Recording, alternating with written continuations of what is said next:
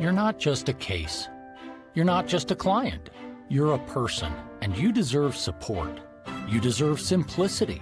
You deserve communication. When you hire an attorney, you deserve clear, risk-free advice that guides you to the best possible outcome in your injury case. And that's exactly what the advocates have been providing for over 30 years. After your accident, you deserve closure. You deserve compassion. You deserve peace of mind. You deserve an advocate. This is the Monty Show, the truth in sports talk streaming. When you want unbiased opinions about your favorite team without the spin, all you have to do is find the Monty Show, streaming live and available 24 hours a day, 7 days a week on YouTube. And now, here's Monty. Hey, the Monty Show live on your YouTube machine today. How the heck are you? As always, we are presented by The Advocates at theadvocates.com, the best injury attorneys in the business. No doubt about it. You know where to go. Theadvocates.com when you want clear, risk-free advice. You guys, be careful out there. Summer's coming to an end. I know you're trying to get those last few hours of joyfulness. But if you're driving your car, you get hit in an accident, you got to do what you got to do, which is not trusting your insurance company. Go to the people who understand how to win the fight you're about to fight. They fought your insurance companies. They have fought your other person. You know, the person who hit you, those insurance companies, they fought them to get you what you need so you can get back to the best version of yourself. Just hand the claims process off to the advocates at theadvocates.com, where you never pay a penny out of pocket, and you can chat with an injury attorney 24/7, 365. It's theadvocates.com. All right. Now, admittedly, today we have a lot to get to. It continues to be a topic of conversation in the comments section about Jake Shewall. I can't control the fact that he doesn't know how to do anything but show heel cups of his shoes. That's not up to me. What are people complaining about? That you only show the heel cups of the shoes, that you don't actually like show good looking shoes. You just show dirty heels. The orientation of the shoe is the problem. Well, your orientation has kind of always been a problem. Right. You know, here on the Marty program, right, we generally like to showcase the shoes, and you know, you've got nice shoes and you don't show them. Can we start with, I don't. Yeah. Get used to it. It's not I'm going not away. You guys know I'm not a Tay-Tay fan. You guys know that as a man, I believe that I actually have class about me. I would never show my heel cups on the show. But at what point do we move past Taylor Swift and the Kansas City Chiefs? I understand it's not the offseason anymore. Taylor Swift went on the Brothers Kelce podcast today, or they released it today, and she announced her new album, and the world got set on fire, and Swifties were pissed that she did it on that show, calling them meatheads. And then you have Chiefs fans who are pissed that Taylor's doing anything. And then you have the overwhelming majority of millennial men who, how old are you, 32? 32-year-old millennial men who live in the PNW, who just absolutely drop trow and strength and forearm anytime she shows up anywhere. Mm-hmm. And I continue to ask, do we need more or less of Taylor Swift? Wanted to show you something. Okay. What do we got? We got a briefcase. Yep. Mint green with TS on it. Yep. What's in it? This is my brand new album, The Life of a Showgirl. TS 12. Yeah.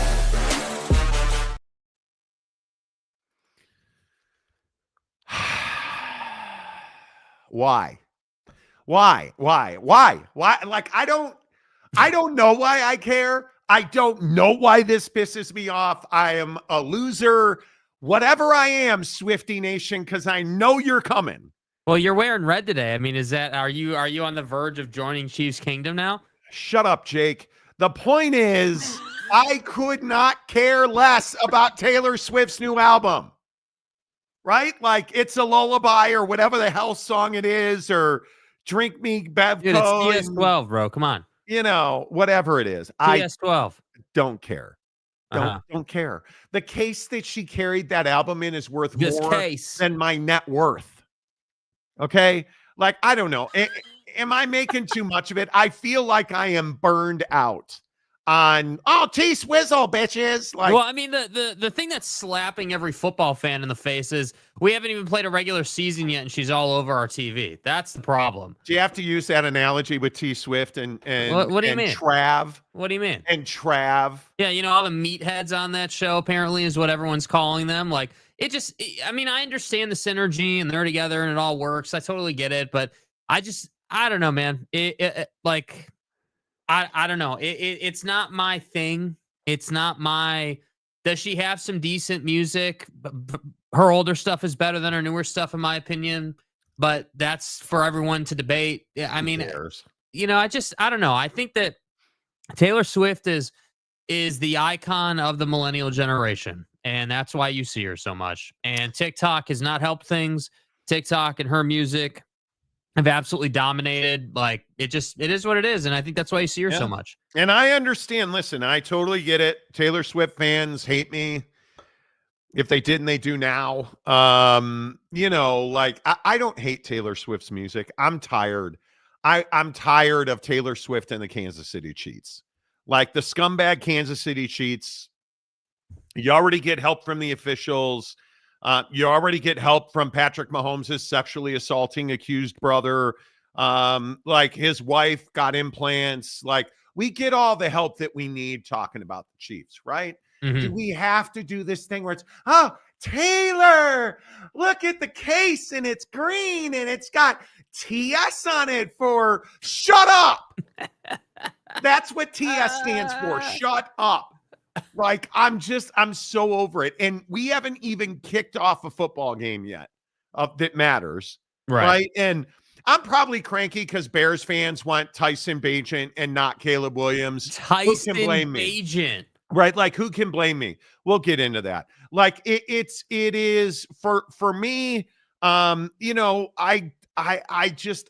over. Yeah. I mean, it's definitely, it's an annoyance. I mean, it's everywhere, dude. We see it everywhere. And it was nice not to talk about it. And I feel like it was quickly replaced by all the WNBA stuff and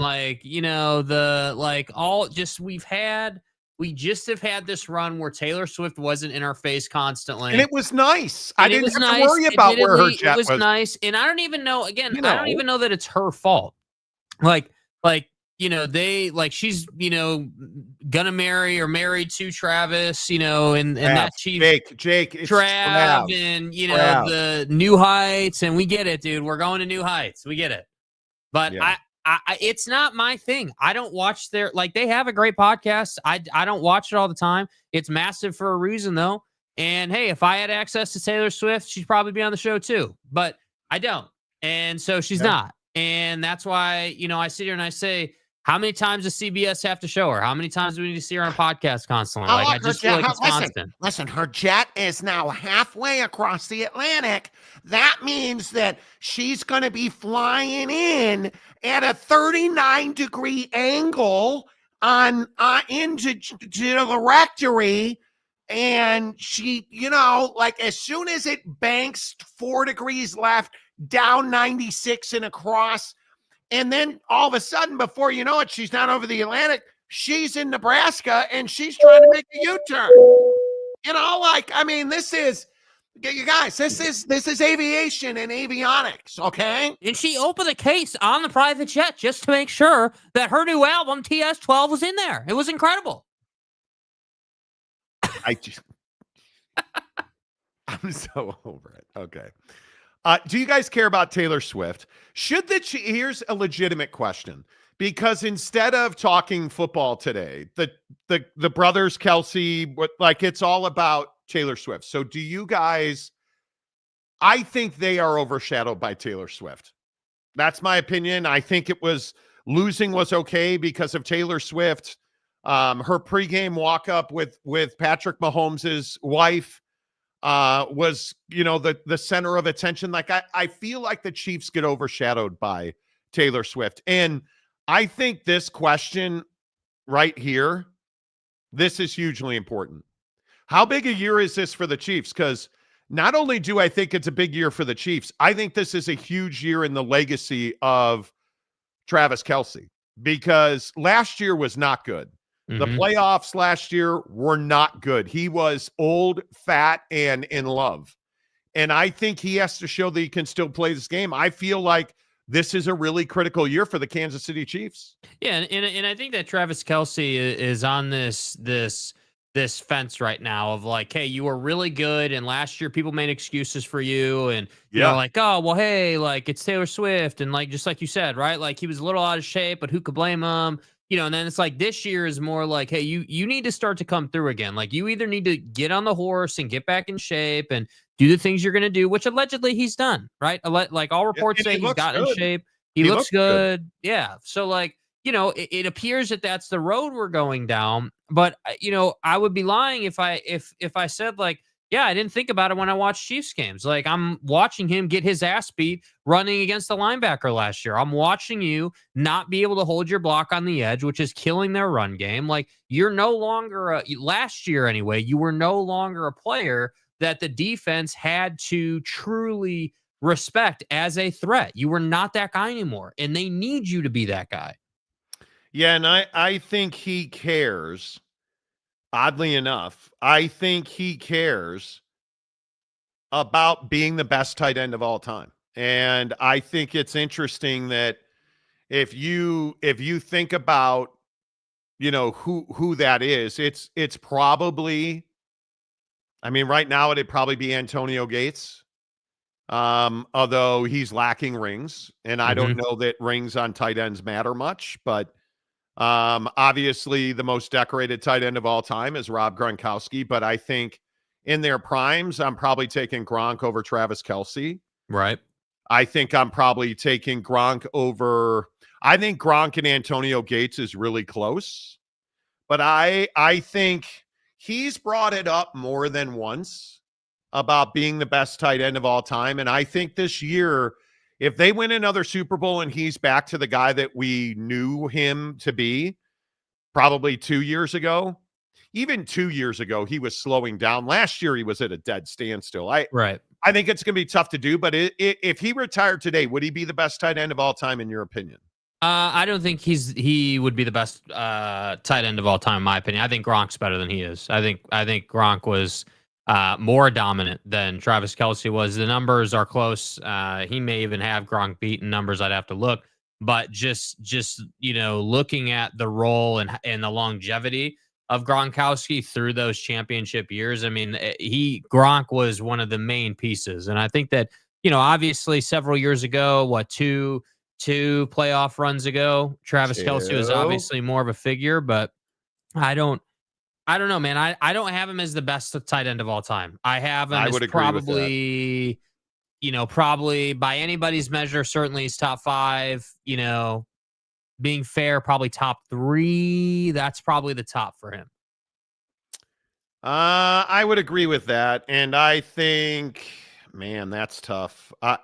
I think my guess is that I think he's top 5, because I think, my opinion is I would take Antonio Gates over Travis Kelce. I don't know. And again, my question is, how much do championships matter? And I mean, I just, there are so many good tight ends. I look at, obviously, touchdown Tony Gonzalez, Ozzie Newsome has to be in that mix. I mean, I think it's very difficult. It's very difficult to pick the best tight end of all time. But man, when I look at, I don't put Travis Kelce. I don't know, Tony Gonzalez or Travis Kelce. I'm probably taking Tony Gonzalez. I think it's Tony Gonzalez. I think Tony Gonzalez or Rob Gronkowski are the two I would go with. Antonio Gates, just man, that's tough. I don't know that you can say who the best tight end of all time is. I think a lot of people want to put not in the greatest of all time, but just in the conversation of like the Hall of Very Good with tight ends, like the Jason Wittens of the world, like You know, but Jason Witten, like nobody's taking Jason Witten over Tony Gonzalez, Travis Kelce, Antonio Gates, Gronk, all the guys we've mentioned. I mean, hell, I would Jackie Smith, the old Arizona Cardinal, St. Louis Cardinal, Mike Ditka's. I'd probably take Mike Ditka instead. I mean, I just look at some of the great tight ends. Well, and Jimmy Graham, if we're going to stay modern era tight ends, yeah, I mean, Jimmy's a good example. All those tight ends are better. It's interesting. That is interesting. Let's see. King of Thailand, Pitman. Yes, Ditka was an animal. He was a phenomenal tight end, but probably not a comparison because the modern era of football is just so damn different, right? I mean, it is so way different. So different. Yeah. Keith Jackson. Yeah, I guess I don't know about that.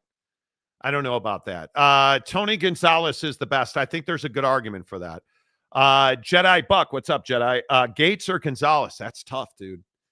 I think Tony Gonzalez was so good. Yeah.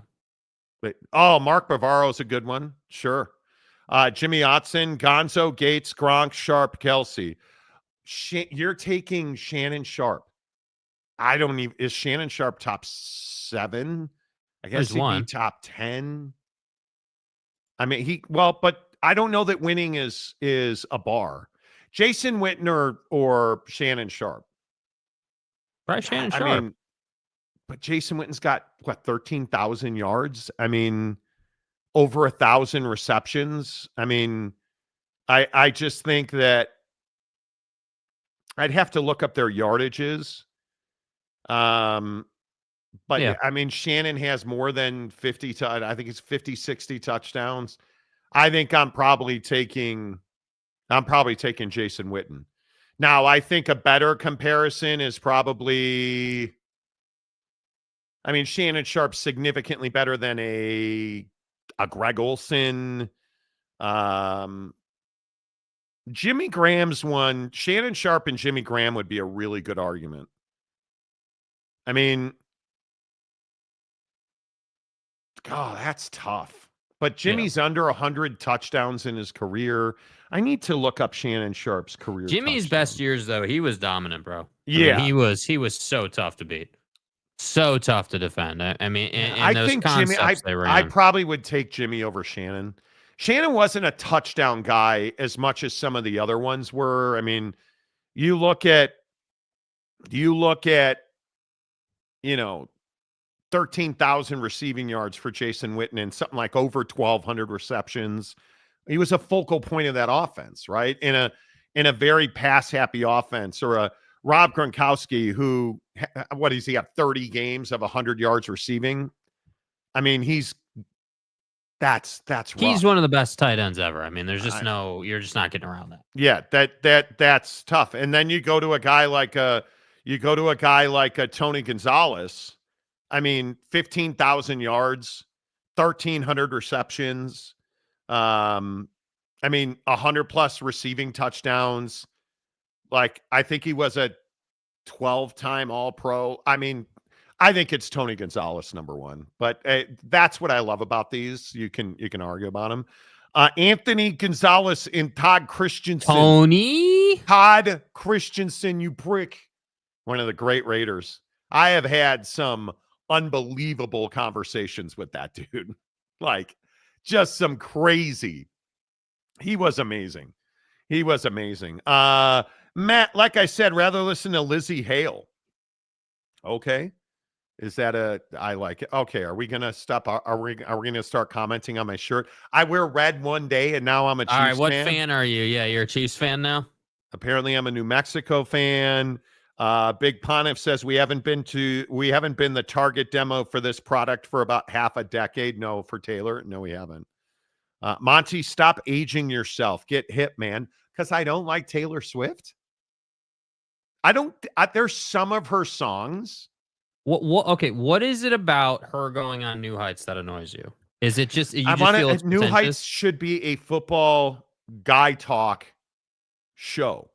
I don't need her on there releasing her new record I don't like that. Just it annoys me. Does she not have her own YouTube channel?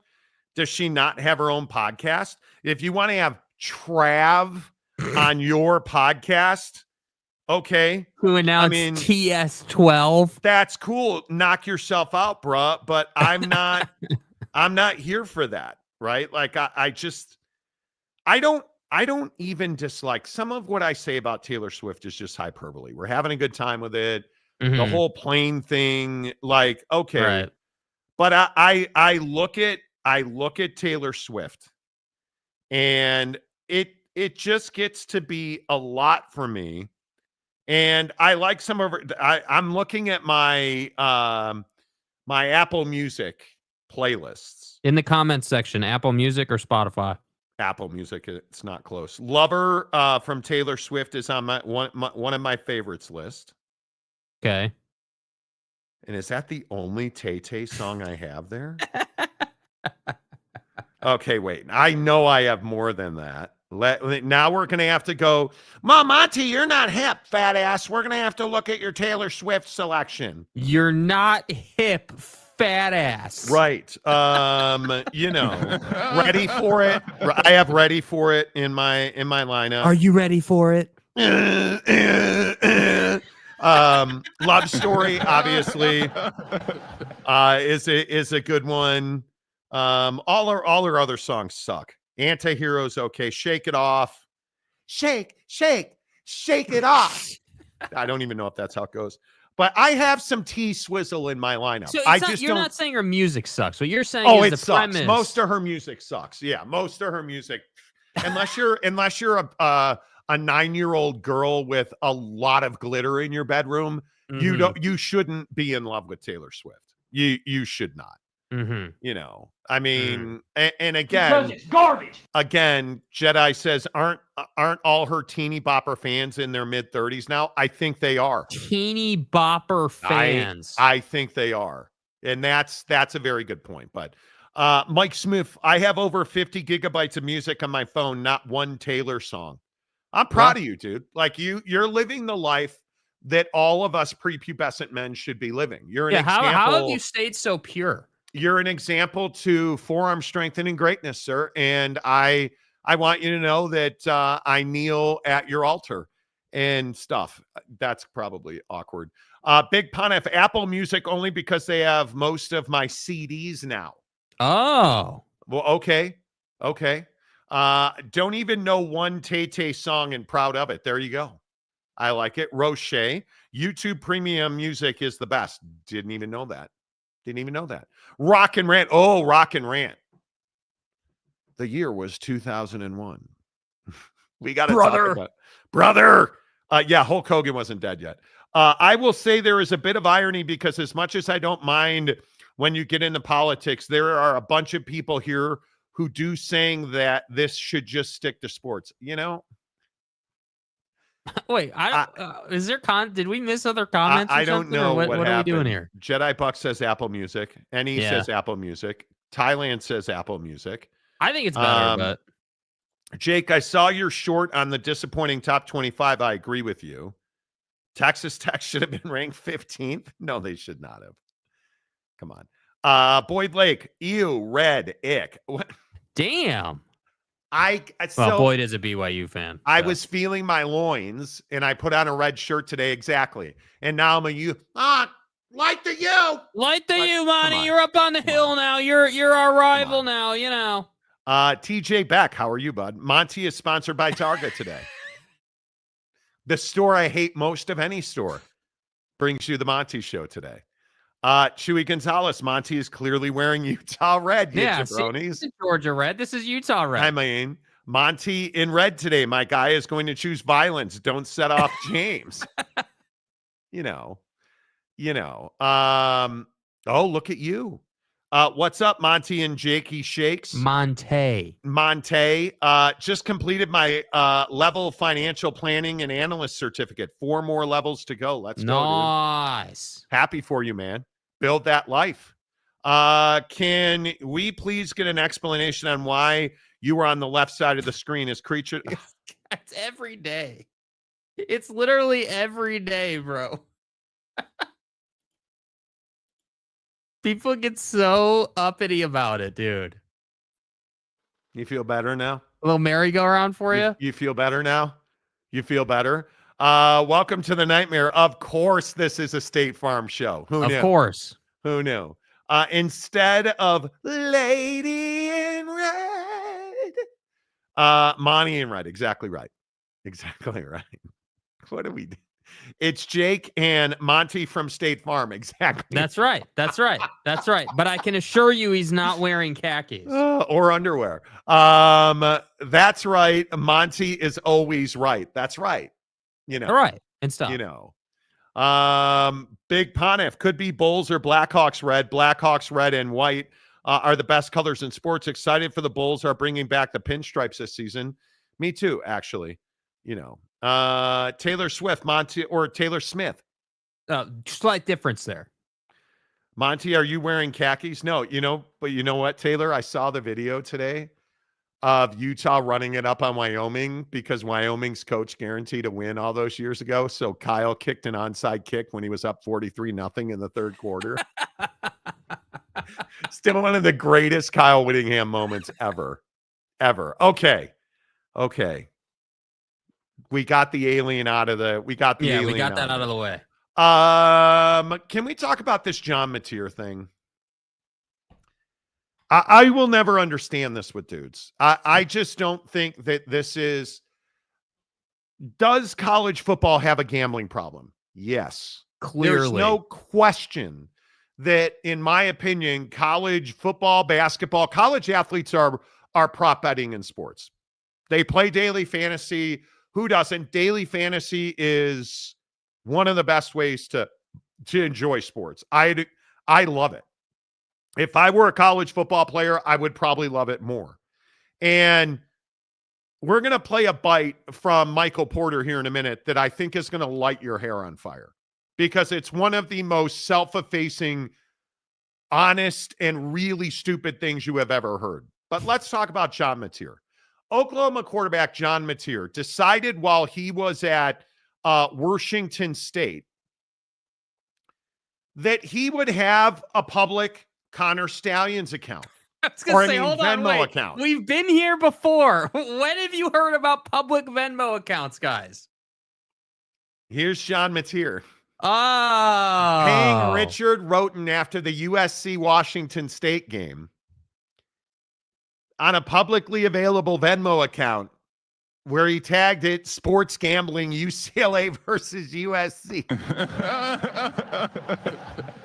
And then paid him twice and said sports gambling. Well, the reason he had to amend it to say UCLA USC is because they gambled likely on more than one game. Oh, so you mean there was clarification needed? We had to clarify, but then John Mateer, now at Oklahoma. Please, we're ready. We're ready for the retraction. Says, what? Me? No. Now, where have I heard cheeseburger talk before? Because that's what this is. My previous Venmo descriptions did not accurately portray John. Come on. Did not accurately portray the transactions in question, but were instead inside jokes between me and my friends. I have never bet on sports. I believe you're lying. I understand the seriousness of the matter, but recognize that, taken out of context, those Venmo descriptions suggest otherwise. Okay, wait, hold the flip on. First of all, I'm going to be honest with you. When I saw this right here, I thought for certain this was AI. I thought it was made up. I didn't think there was any chance this was real, because how stupid do you have to be? Like, they're stupid, and then there's John Mateer level stupid. Right. I thought there's no way this can be true. So I went to look in his Venmo account. Oh, his Venmo account's now private. Oh. So then I was like, wait a minute. That's not AI. That really. Question. And then, of course, he releases a statement where he says, me? Well, Monty, I know that the label says sports gambling, but I would never do that with my guys. I would never play fantasy. I would never prop bet. I would never do more or less. What? No, Come on. There's not a chance I'm on a public Venmo account. Who uses public Venmo accounts outside of the scumbags in Ann Arbor? I mean, John, listen, dude, you could at least do us the favor of going full Alabama baseball head coach and having a bookie at Great American Ballpark to at least do your bidding for you. Like, you could at least put a level of, like, security in. This has got to be one of the stupidest things that I have ever seen. Come on. This is quite easily one of the stupidest things. John Mateer, here's where the rubber meets the road. Okay, because we need to know, should John Mateer be suspended? Well, of course he should, because he paid for a gambling debt. It appears paid for a gambling debt on a public Venmo account. You're not allowed to gamble. You're on the field. How do you not suspend Mateer at this point? Mm-hmm. In at least give us the in lieu of the investigation. You can't have college athletes betting on sports. It doesn't work on any level. And I appreciate he's a young kid, and Monty, listen, Monty, he just made a mistake, Monty. It doesn't matter. We all make mistakes, and we have to be held accountable for them. But I must have done that 1,000 times, Monty. Yeah, you can't tell me that John Mateer it should not be punished at all for this. There shouldn't be some kind of Ward Manual scale investigation that, of course, would end up with nothing, because stupid people do stupid things and investigated by stupider people and the stupidest people. But come on, you clearly, you decide. Did he bet on football? Did he bet on the SC at UCLA game? My opinion is he did, based on his publicly available Venmo account. Is this not Keyshawn Booty 2.0? Keyshawn Booty! Keyshawn! Is this not Keyshawn Booty 2.0? You know, when Buddy's account was like Keyshawn Booty 123 and he had all those bets? You know it. I mean, I know it. Bro. Like, and it doesn't, you know what the thing is? I don't even look down or like have resentment towards John. Like, yeah, you shouldn't have been doing this. You're not allowed to do it. For it. It's illegal, but I don't hate you because we all love to do it. The difference is you're playing football. You're a college football player. You shouldn't be doing it. Like, it's not that difficult to understand. And little buddy is going to learn a lesson. F around and find out. Right? I mean, this is an FAFO situation. If I've ever seen one, you need to learn how to use Venmo. And again, I just ask, how many guys are going to F around and find out with Venmo? How many F around and find out? How many dudes need to F around and find out? And I think you have to suspend it. Yeah, Boyd, there's a lot of people in Texas who aren't unhappy about this, right? I mean, that's what this comes down to. I don't know how you just give them a free pass. Kansas City Chiefs fan, Oak State James, who's also a Dallas Cowboy fan, and an SMU fan, and a TCU fan, and a Baylor fan.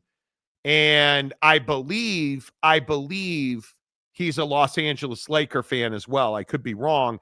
And we all know he likes East Carolina, ECU. Not their street lights, though. That's different. Greenville's very own. Yeah.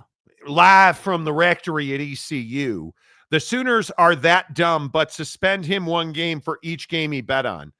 Yeah, then he's never playing football again, bud. Yeah, because, Bailey Dietrich, hello. Any tattoos for John Mateer in Columbus?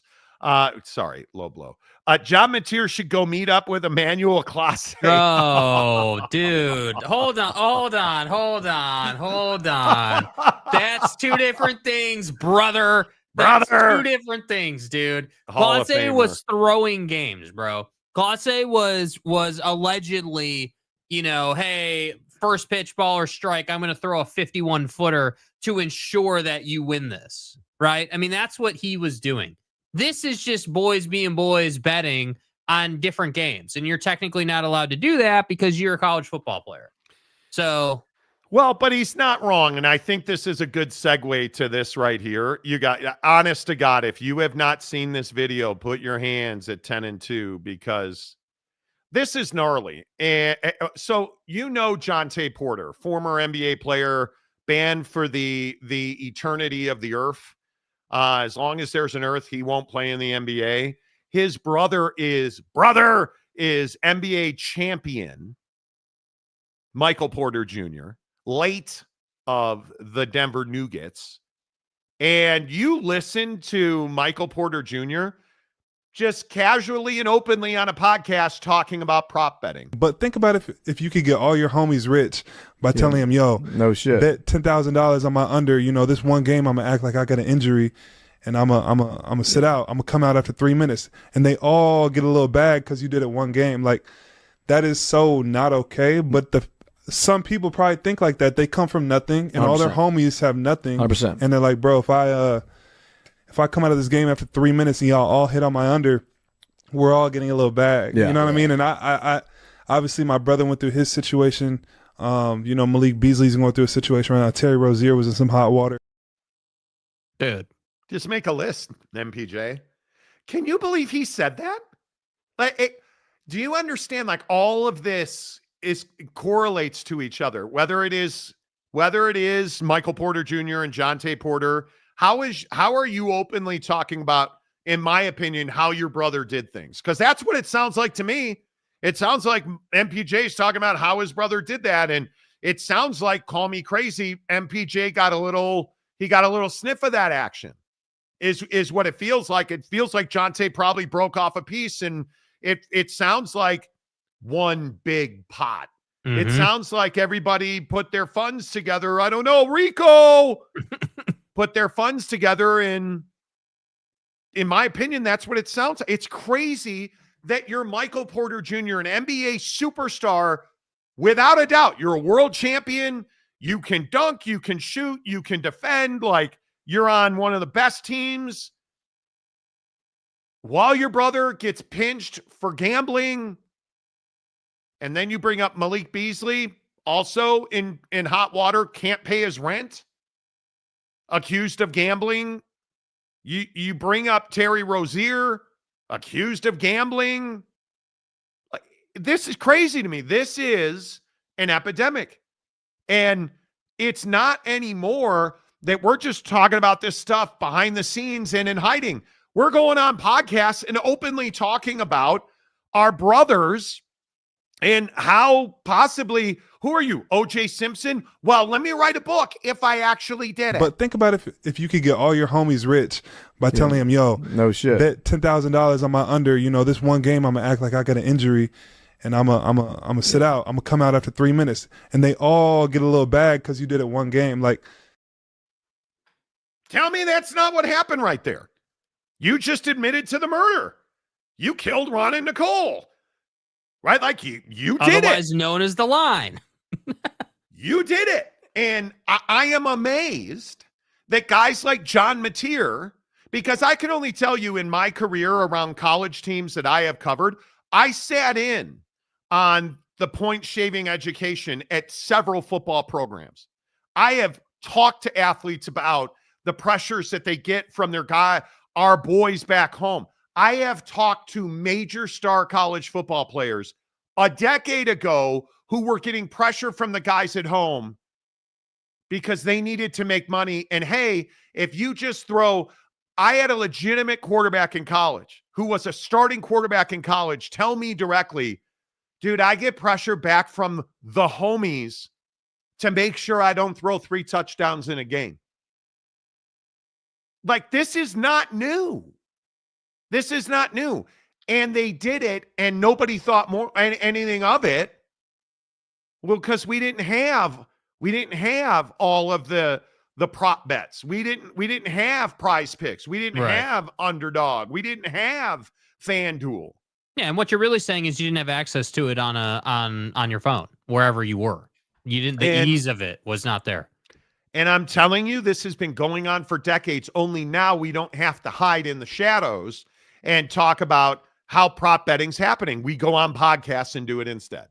Yeah. And I think it is wild to me that the NBA would allow Michael Porter Jr. to bounce another basketball on their floors. Oh, you know what I'm going to say? I mean, this goes back to the commissioner, and whether he should be fired or not. I mean, I think that he, this has the lottery written all over it. This has guys like MPJ written all over it. Obviously, like this is alive and well in several aspects of, in this case, the NBA, but I'm sure every other sport too, like where guys are doing what they're doing. And I don't know.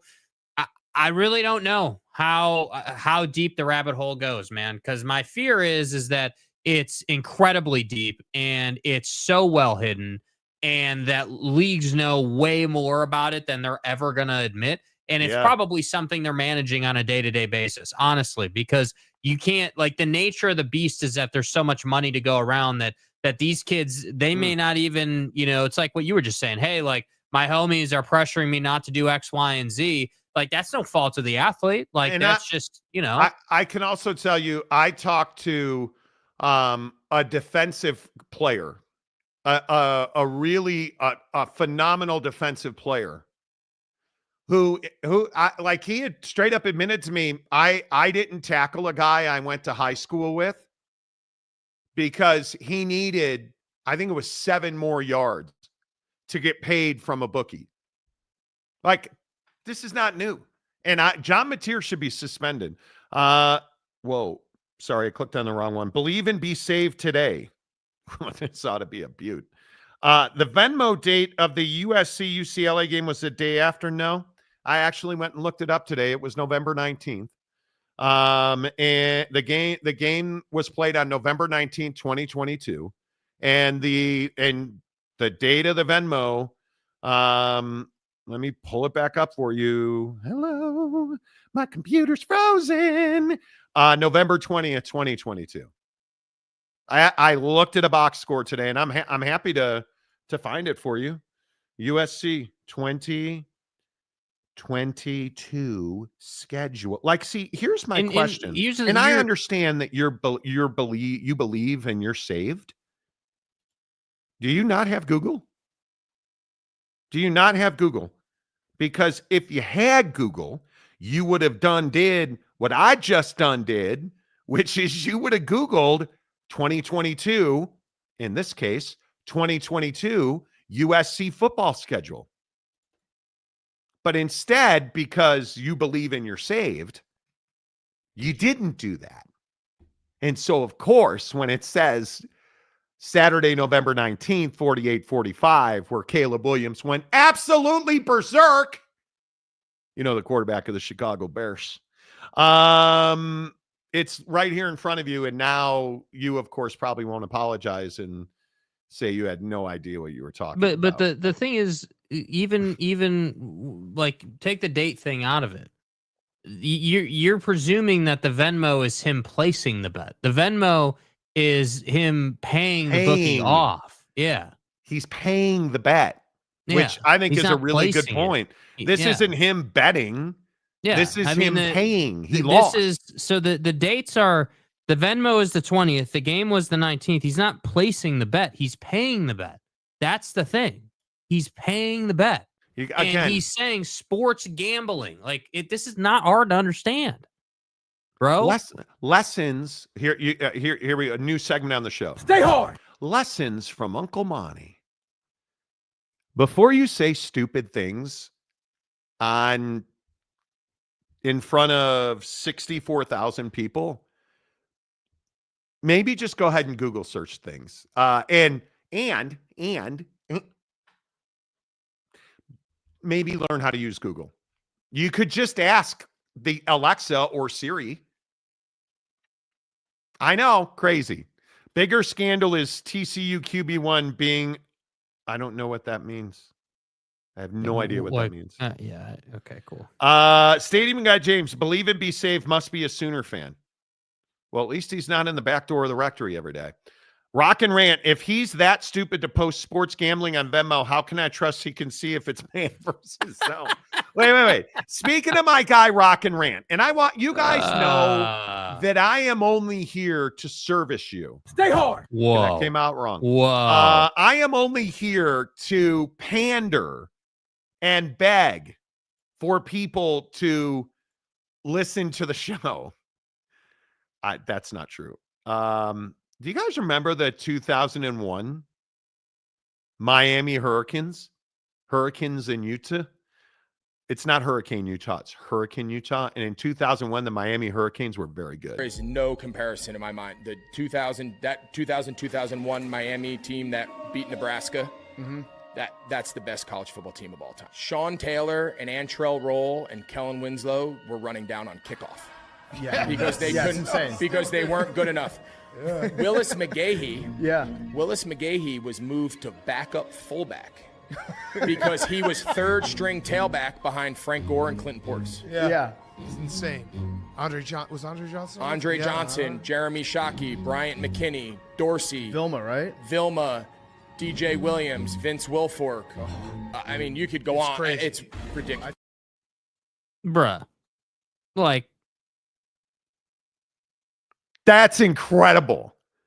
All the NFL dudes on that team. You tell me now one of them was prop betting. Anyway, the point is, Rock and Rant, dude. I mean, stay hard. You hear about 2000, 2001, Frank Gore. You hear about remember Jeremy Shockey as a college tight end? Oh my God! Instant forearm strengthening. Oh my, and who remembers Kellen Winslow Jr. he was, oh my God. Can you guys imagine that team? That team was, Marty doesn't know what a furry is. I have no idea. Okay. Here. Okay. No, please don't. Cause I don't want to, if Wasikowski brought it up, it's probably, again, I guess I'm going to say it 2 days in a row. That's very asshole brother of you. Like that. That's the vibe I get. Right. It's a long story. King of Thailand tight end said he was a soldier. Like that team is crazy how good that 2001 Miami team was. Oh my God. Can we not talk about Kellen Winslow? He had a motorcycle accident. What is the problem? Yeah, that was the least of his issues. But that 2001 team was amazing. All right, in the comments section, let's get into the John Mateer thing real quick. Do you think John Mateer should be suspended? How is he not? How is he not? I think you have to take him off the field. This would be a tragedy for Oklahoma through no fault of their own. I think John Mateer's compromised. And I think if you care about integrity, well, the scumbags in Ann Arbor. If you care about integrity of football, that's right. Epstein, you. I do. I will say the SEC. So the SEC will probably do something about it. I do think there's a difference in terms of punishment level and severity when it comes to this stuff. You know, John, so far we know. I mean, maybe more evidence comes out. Who the hell knows what's uncovered? But, you know, betting on other games that you weren't involved in, to me, is different than being the reason that someone wins or loses. No based way. On your play. I totally disagree. I think what people don't understand, and this is just my opinion. My opinion is that I think when you look at gambling and you look at the way that these games are played and the razor thin margins on a lot of Saturdays, what if he bets on a game he's not involved in and loses and can't pay that bet? Because that happens all the time, right? Like, oh, double or nothing, Monty, right? Like my buddy Chad owes me 7,000 Carney's hot dogs in LA because USC sucks, right? Like, can you imagine, and in this case, a college quarterback betting on his friend's game, but he can't afford to pay it? Well, hey, you know what? Next week, I'm going to need you to throw at least 2 touchdowns, but not more than 3. Are you telling me that idea is so outlandish? That's why you can't have a guy like John Mateer on the field, You know he's compromised. He in my opinion, he is in those Venmo posts. How can we spin this to think that John Mateer didn't bet on college football? How can we spin this to say, oh, John Mateer is not compromised, everything's fine, you don't need to worry about John Mateer? Because I don't think you can do that based on what he said on his now private, then public Venmo account. Right? I mean, do you agree, Jake, that, I mean, the bridge from hey, I'm just having a little fun to, oh my God, I'm compromised. Well, and I think that's what the investigation's for. I agree, it's not that far of a bridge at all. I mean, that obviously that's taking place, but it really comes down to obviously it's a case by case basis. I mean, if they can prove that he he was in debt, it harkens back to the Ohtani situation, right?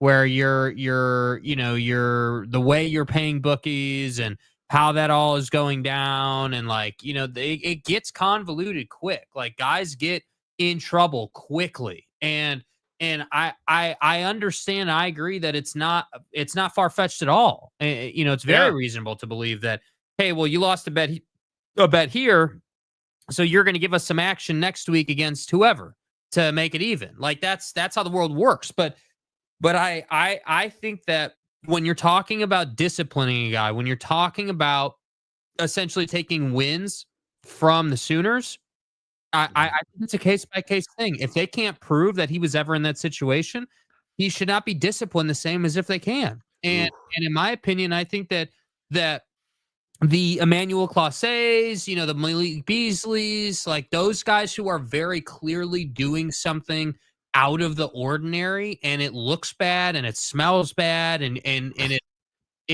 I just think there are levels to the severity, right? All I know is this is a guy who's had 1 year as a college quarterback, and admittedly, he did not play any role in 2022. Admittedly, he did not play any role in 2023. And his 1 year in 2024, 3,139 yards, 29 scores, and 7 picks. Yeah. Rated 164 on 347 attempts. Like, if it's irrelevant to me if he was involved in moving prop bets. The rules in the NCAA are very clear. You cannot gamble on sports, period. Done. Well, and that's what matters. That's what matters. Yeah. I think he should be suspended. I mean, it's very difficult. I mean, what would you give him? I mean, I would say what, a month? Probably 4 weeks. No, I think you got to take him off the field for the season. You're not going to suspend the guy a couple of weeks. If you discipline him for gambling, he's done. He's done. He can never. My opinion is, and I asked a college football coach this today, and this is why I'm answering this way, frankly. If you discipline him for gambling, he is stripped of all eligibility, current and future. Okay. If you were to discipline him for gambling. Did he gamble? I don't know. We'll never know that. My opinion, based on those Venmos, it's awfully difficult. Mike Smith, remember when Porky tried to get the boys from Angel Beach to throw a basketball game? I do. Joey B. Convoluted word of the day from Jake. 51-minute mark of the show. Okay. John Hamm, there has to be zero tolerance. No player is bigger than the game. And I don't disagree with that. I don't disagree with that. Yeah. John Hamm, John goes ham for $5. If he lost those other games, then who knows what he would do to pay them back, like taking a dive in his game, right? And again, that's why I think I was looking at his stats earlier when this story broke, and it's like, well, in 2022 and 2023, he didn't even have a chance. Yeah. He just didn't play enough. 2024 certainly did, but he put up nice numbers. But that's why I think this statement he's put out about how it was a joke or whatever, like it was all in good fun, like, I can't tell if that's like you just trying to write it off, or if it really doesn't mean that much to you and there's nothing here. That's what I'm trying to figure out. I would be in that same place. Like those Venmo descriptions suggest otherwise. I can assure my teammates, coaches, and officials at the NCAA have not engaged in any sports gambling. Johnny, I hope that's true. I'd like to believe that's true. Your Venmo account doesn't say that. And I think listen, I know the evidence says I robbed that bank, but I want you guys to understand. Don't worry about that mill sitting under my mattress. You got to look at that. Chewy Gonzalez. Shohei is hitting again. Congratulations. John Mateer or Pete Rose? Well, again, there's levels to it. This guy it's not proven that this guy's done anything yet. Okay. That is true. It's not like, we banned him from the game for life and he still wouldn't admit it. And then when he was about to die and wanted to get back in, he admitted it and then denied he only admitted. All I'm saying is we're all sitting here crucifying John Mateer, comparing him to Pete Rose. Let's let all the facts come out. Yeah. Yeah, I think that's very interesting. I think that is very interesting that you have a guy that, and I guess it just depends on which way you go with it, I guess. I just think that you're in a situation now where you cannot, I just don't think that you can have this kind of risk. That's me. I don't think you can risk it. I think you got to take him off the field. That's just my opinion. But what do I know, right? King of Thailand, the level of stupidity is so rare, no other explanation. He is guilty. It feels like that. Maybe so. Can't possibly be accidentally this stupid. I got one question. Since when the F did we become so stupid? Why would you use a Venmo? There are more private ways to do money. But see, this is my point. So if you take this point, Annie, I agree with this sentiment. You take this sentiment and then you combine it with what he said. I'm not convinced that we should just be like, hey, this dude spent years gambling. Like, there does seem to be this sort of prevailing sentiment that how could you be so dumb? How could you be this foolish? And so we don't have the context of what he means by it. What did he say? It was all jokes and stuff. Like, we don't. Yeah. Does he have text messages to back that up? Does he have a solid story? What does he have? And that's where we didn't get a lawyer's statement. We didn't get a Pac-12 legal team level statement from John Mateer defending himself. So I don't know. There's part of this where I'm like, well, it doesn't seem like he's taking this that seriously. It doesn't seem like he's in full panic mode. Oh God, my career's melting down. I lost the NFL now. You know what I mean? That's why I'm saying, I'm not so convinced that he did all this the way it looks, but it definitely looks bad. Yeah, I don't know. Big Daddy Magic. Pete Rose was nice to me. I say let Pete Rose in the Hall of Fame because he was nice to you. We're not this isn't about who's nice and who's not. OJ Simpson was nice to a lot of people. He still whacked dudes, in my opinion. What is going on? Give it a rest with your copy and paste Mike ass. I don't know what happened. I blocked Mike ass, Milky ass. Okay.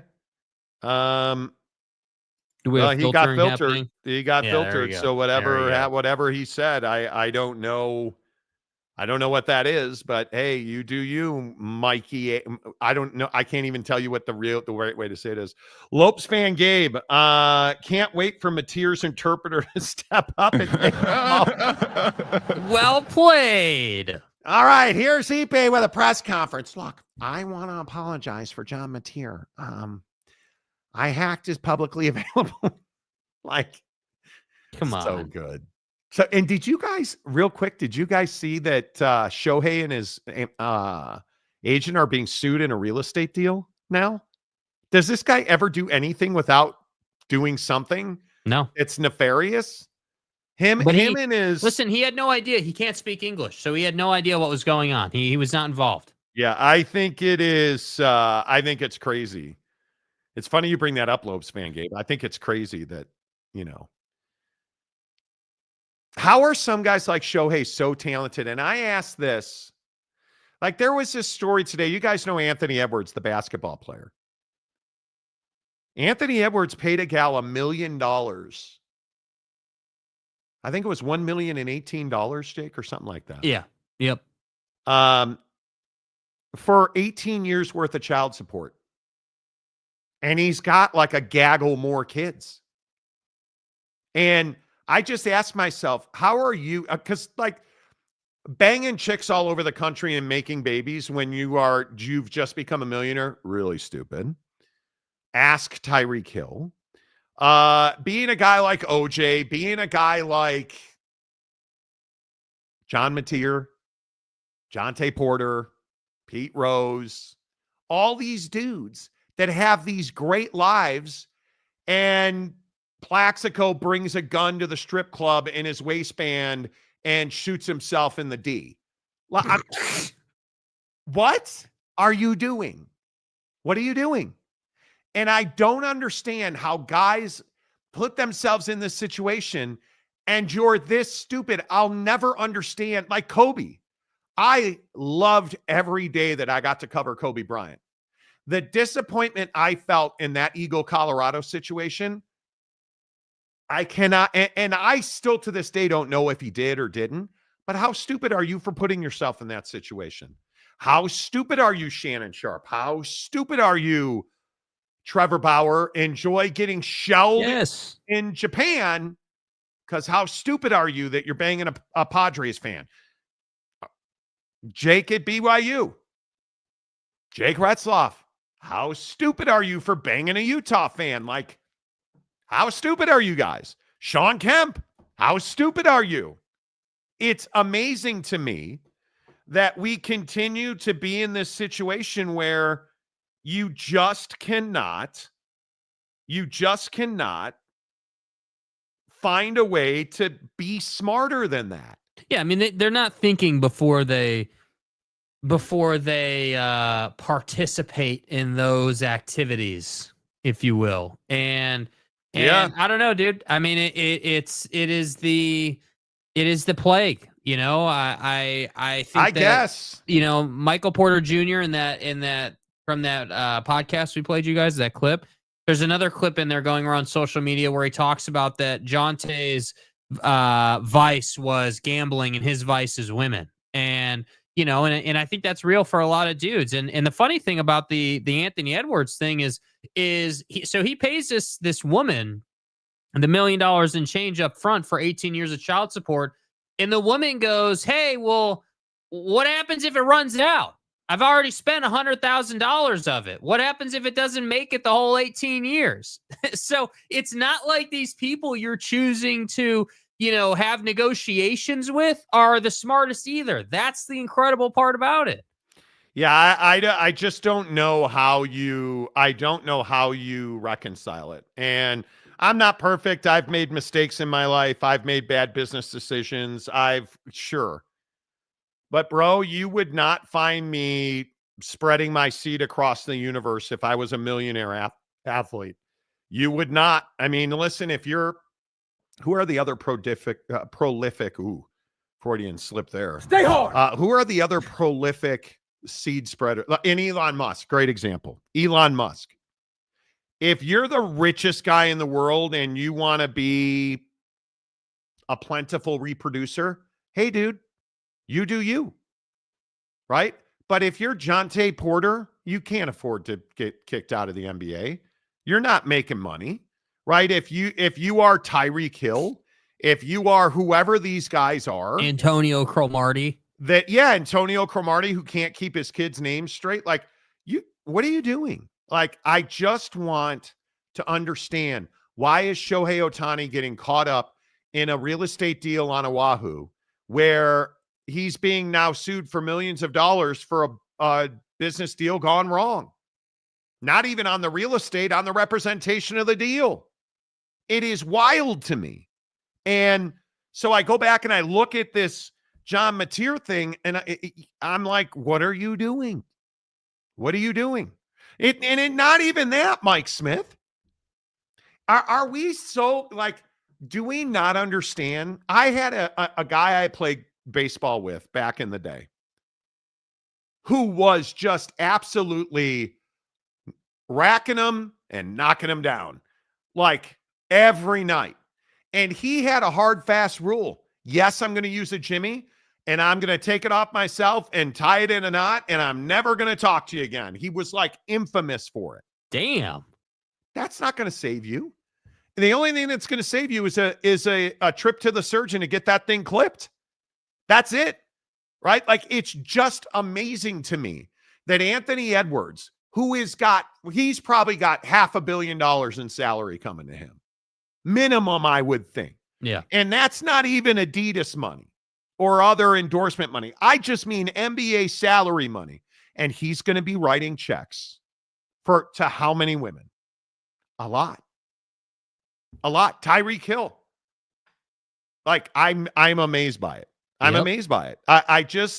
The stupidity of these athletes, you guys, and I'm not trying to get on a high horse, but the stupidity of these athletes giving away their generational wealth, I'll never understand it. Malik Beasley's made tens of millions of dollars, and he cannot afford to pay his rent, and he's being evicted and sued.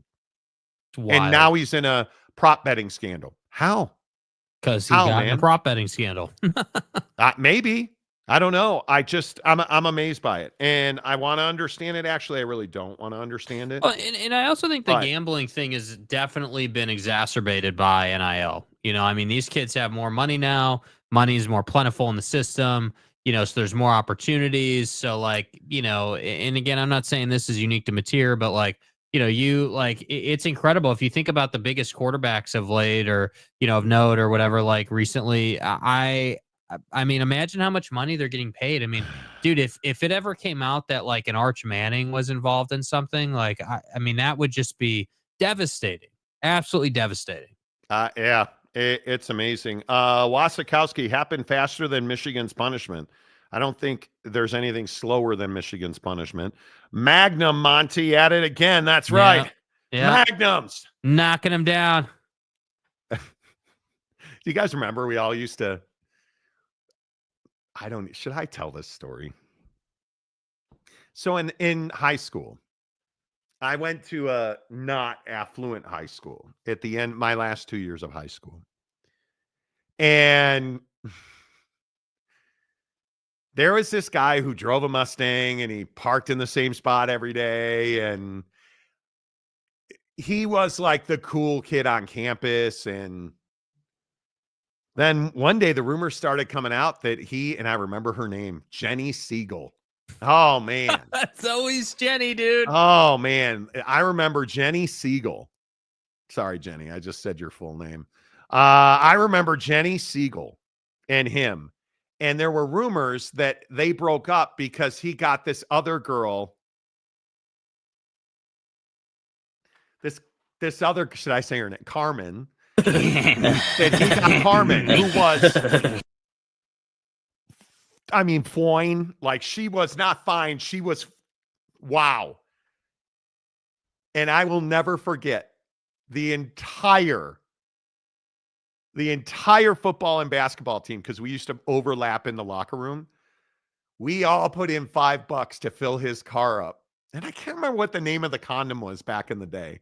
But, like Magnum, or I can't remember what it was. So he used to leave his Mustang convertible down. We filled his car up with those condoms. And it was, I will also never forget being in practice. And it was hot and humid out. And I didn't play football. I played basketball. So we were all waiting for him to go out to his car after football practice. My coach allowed us to stop basketball off-season workouts to open the back door of the auto shop to watch this guy go out to his Mustang. And I will never forget, he had our colors were blue and gold. And he had a big panther on the side of his duffel bag.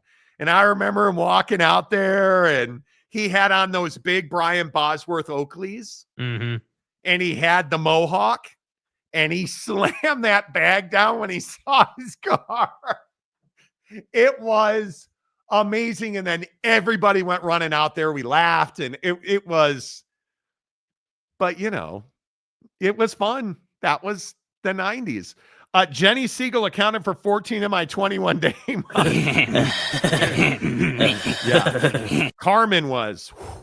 Monty's high school story is hilarious. This is why we stay tuned in. I'm sure it's not.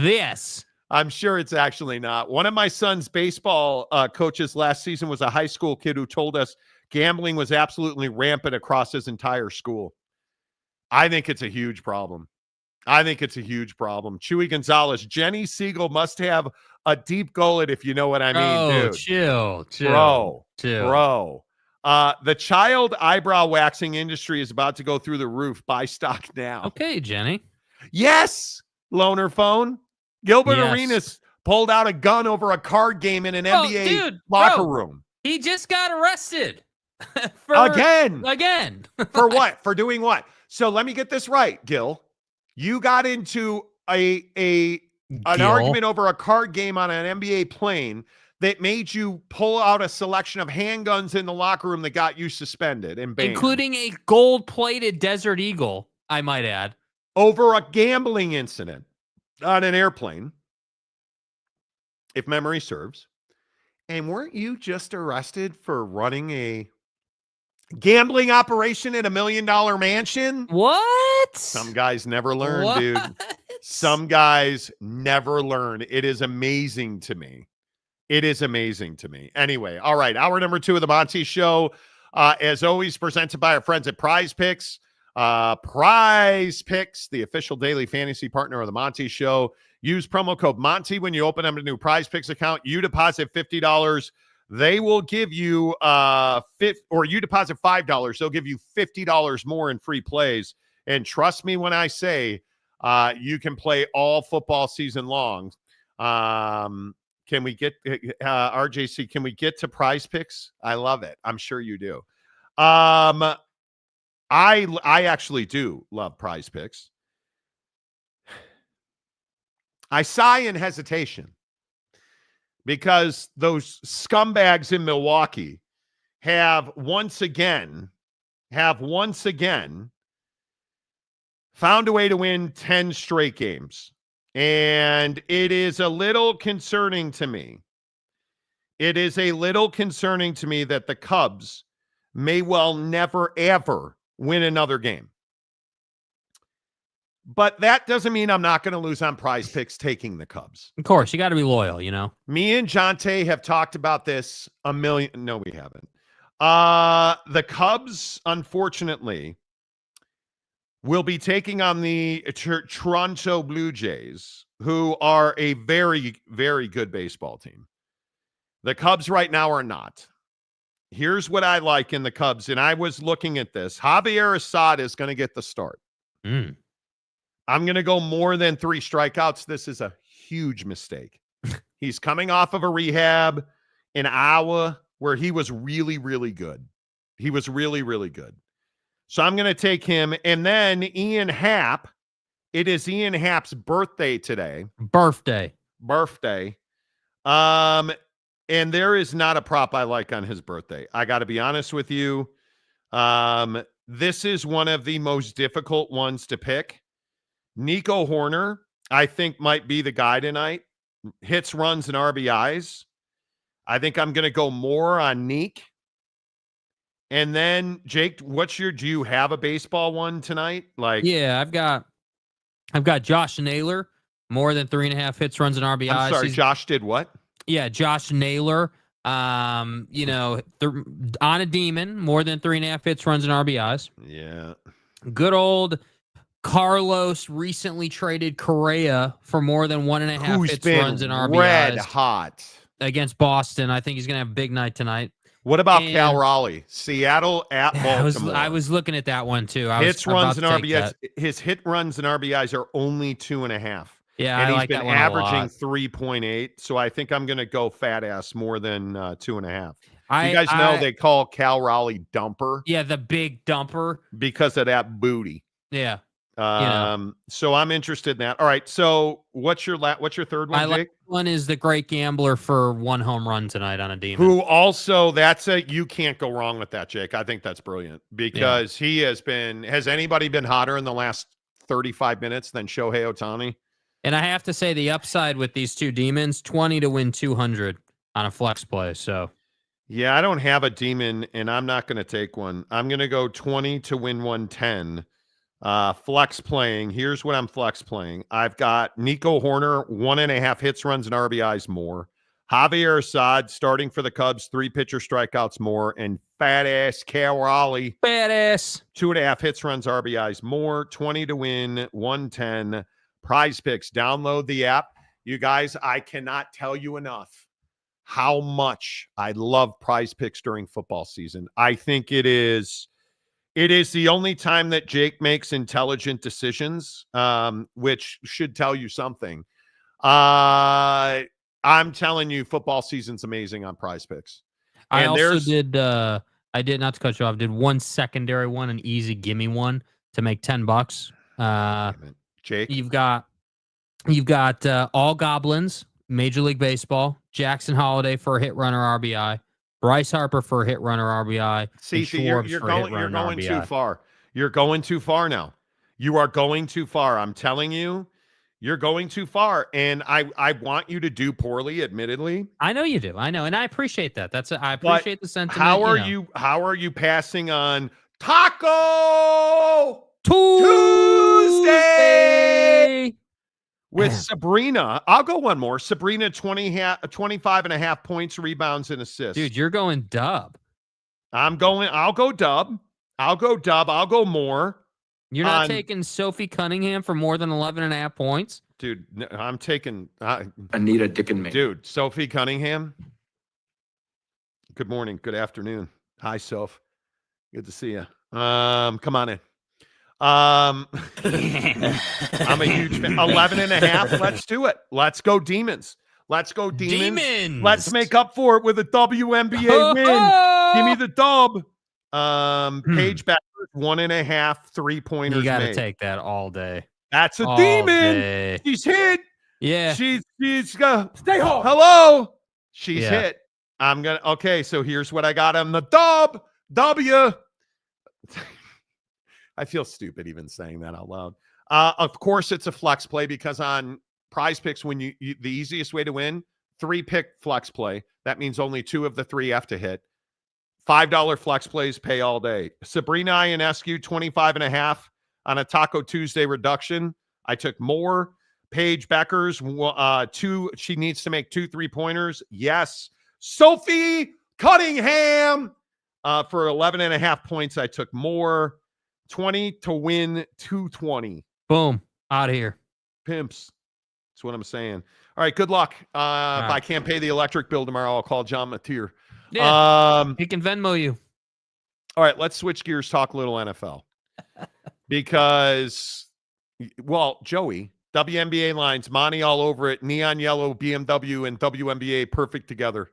Yeah. Bro, speaking of yellow BMW, you guys may or may not know that your boy drives a yellow BMW. I don't think we still have a picture of it. We don't.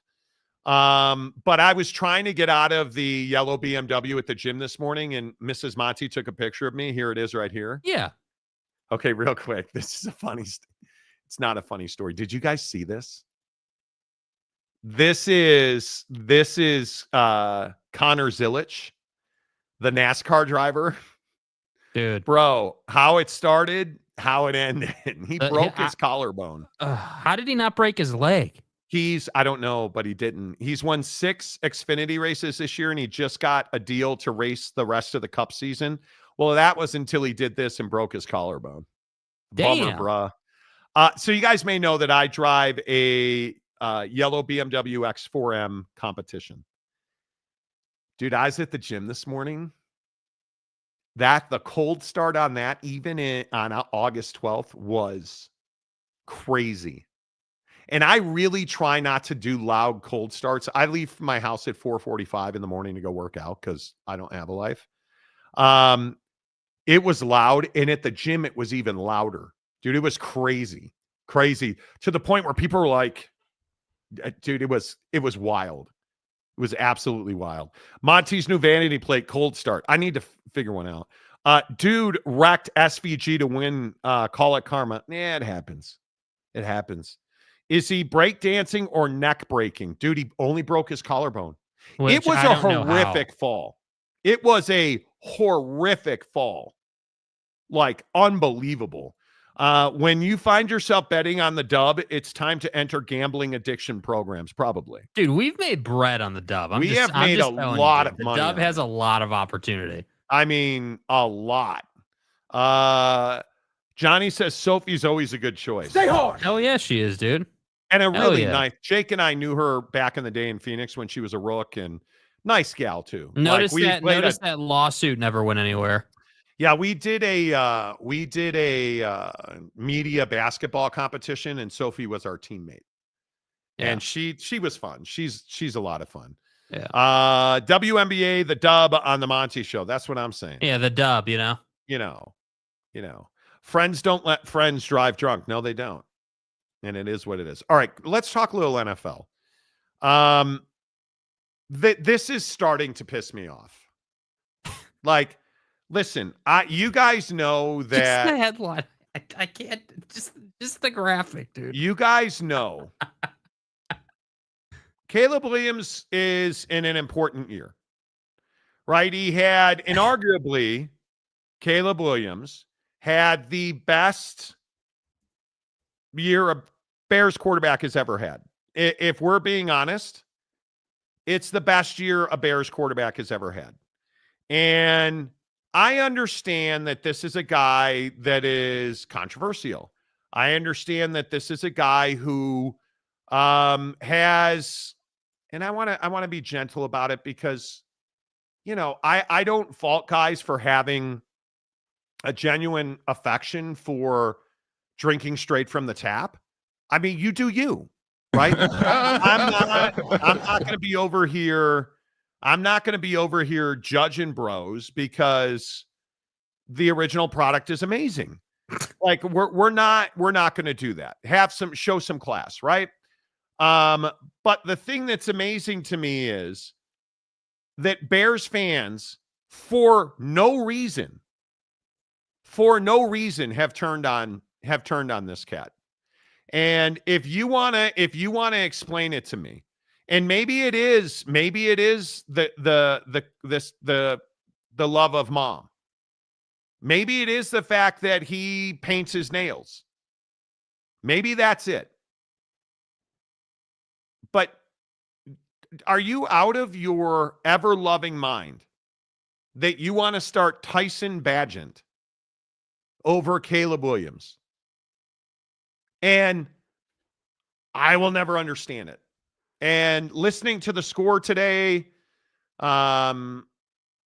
you figure it out because I can't. How is this even real? Like how are we in a place where no people clue. Like, listen, Tyson Bagent, don't call me Bagent, hey, you're a nice little quarterback, right? Like, you're a good backup, you He's can run a little number bit. 2. Yeah, you're not a starter in the league, but you're a solid number 2. Okay. And you've played that role well. Give the guy credit. Played the role well. No question about it. Caleb Williams is miles ahead of Tyson in terms of just raw talent and ability. And then you add on, all the other intangibles that he has, the leadership, his ability to learn a playbook, all that stuff. And I just don't understand how this is even a conversation. I agree. I don't love the off the field stuff with Caleb Williams. No, I don't love it, but that's my personal opinion. That doesn't make him a bad quarterback. And the idea that people would be like, oh, well, hey, you should bench Caleb Williams for, what were they saying? What was even their reasoning? I would love to hear. That Tyson Bagent looked better and more prepared in that, that Caleb was scared and that's why he didn't play. And that this here is the hero we need. That's Tyson Bagent. That's his headshot. That's like from a this 12-year-old. No, that's his headshot from this year. It's not. That's a lie. That this here, Tyson Bagent, is a better quarterback than Caleb Williams. I understand the backup quarterback is always the favorite quarterback. I think we all would agree with that. But there's nothing on this earth that would say to you, hey, yeah, we should definitely be starting Tyson Bagent over Caleb Williams after Caleb Williams had a franchise record-breaking season last year for the Bears. And I just am tired of it. I tell you guys, not so jokingly, that I get it that Caleb Williams is a strange dude, personality-wise. I understand it. But this cat is the future of the Chicago Bears. And he is going to throw for 4,000 yards this year if his spleen is intact, which I can't promise you after week 1. There's not a chance in the world that Caleb Williams was too scared to play this past weekend. And I think it is remarkable that this is where we have gone. It's preseason, and anybody calling for Tyson Bagent to be the starter, you're not a Bears fan, so go to holy hell. Mm-hmm. Go be a Packer fan. Go be a Lions fan. Go be a Vikings fan, right? Go to these markets where they don't have dynamic quarterbacks the way that Caleb Williams is, because inarguably Caleb Williams is a top 3 young quarterback in this league. If you look at Jaden Daniels' numbers, they have almost identical numbers. So if Jaden's all world, how is Caleb Williams a bust and Tyson Bagent needs to replace him? This I will never understand. Yeah. And a lot of people, and I think it's interesting that Caleb Williams has one bad drill. And I thought Ben Johnson didn't do him any favors when he joked and laughed and walked out of his press conference saying that he's got to go work on Caleb hitting the target. That's probably not helping. But you look at Caleb's film, his game film in training camp this year has been nothing short of spectacular. He had one bad day. And they don't start the offensive line this past weekend. So they didn't start the starting quarterback. Ben Johnson straight up said, Caleb wanted to play. I said no. Because we're not going to put him in harm's way. And then what happens?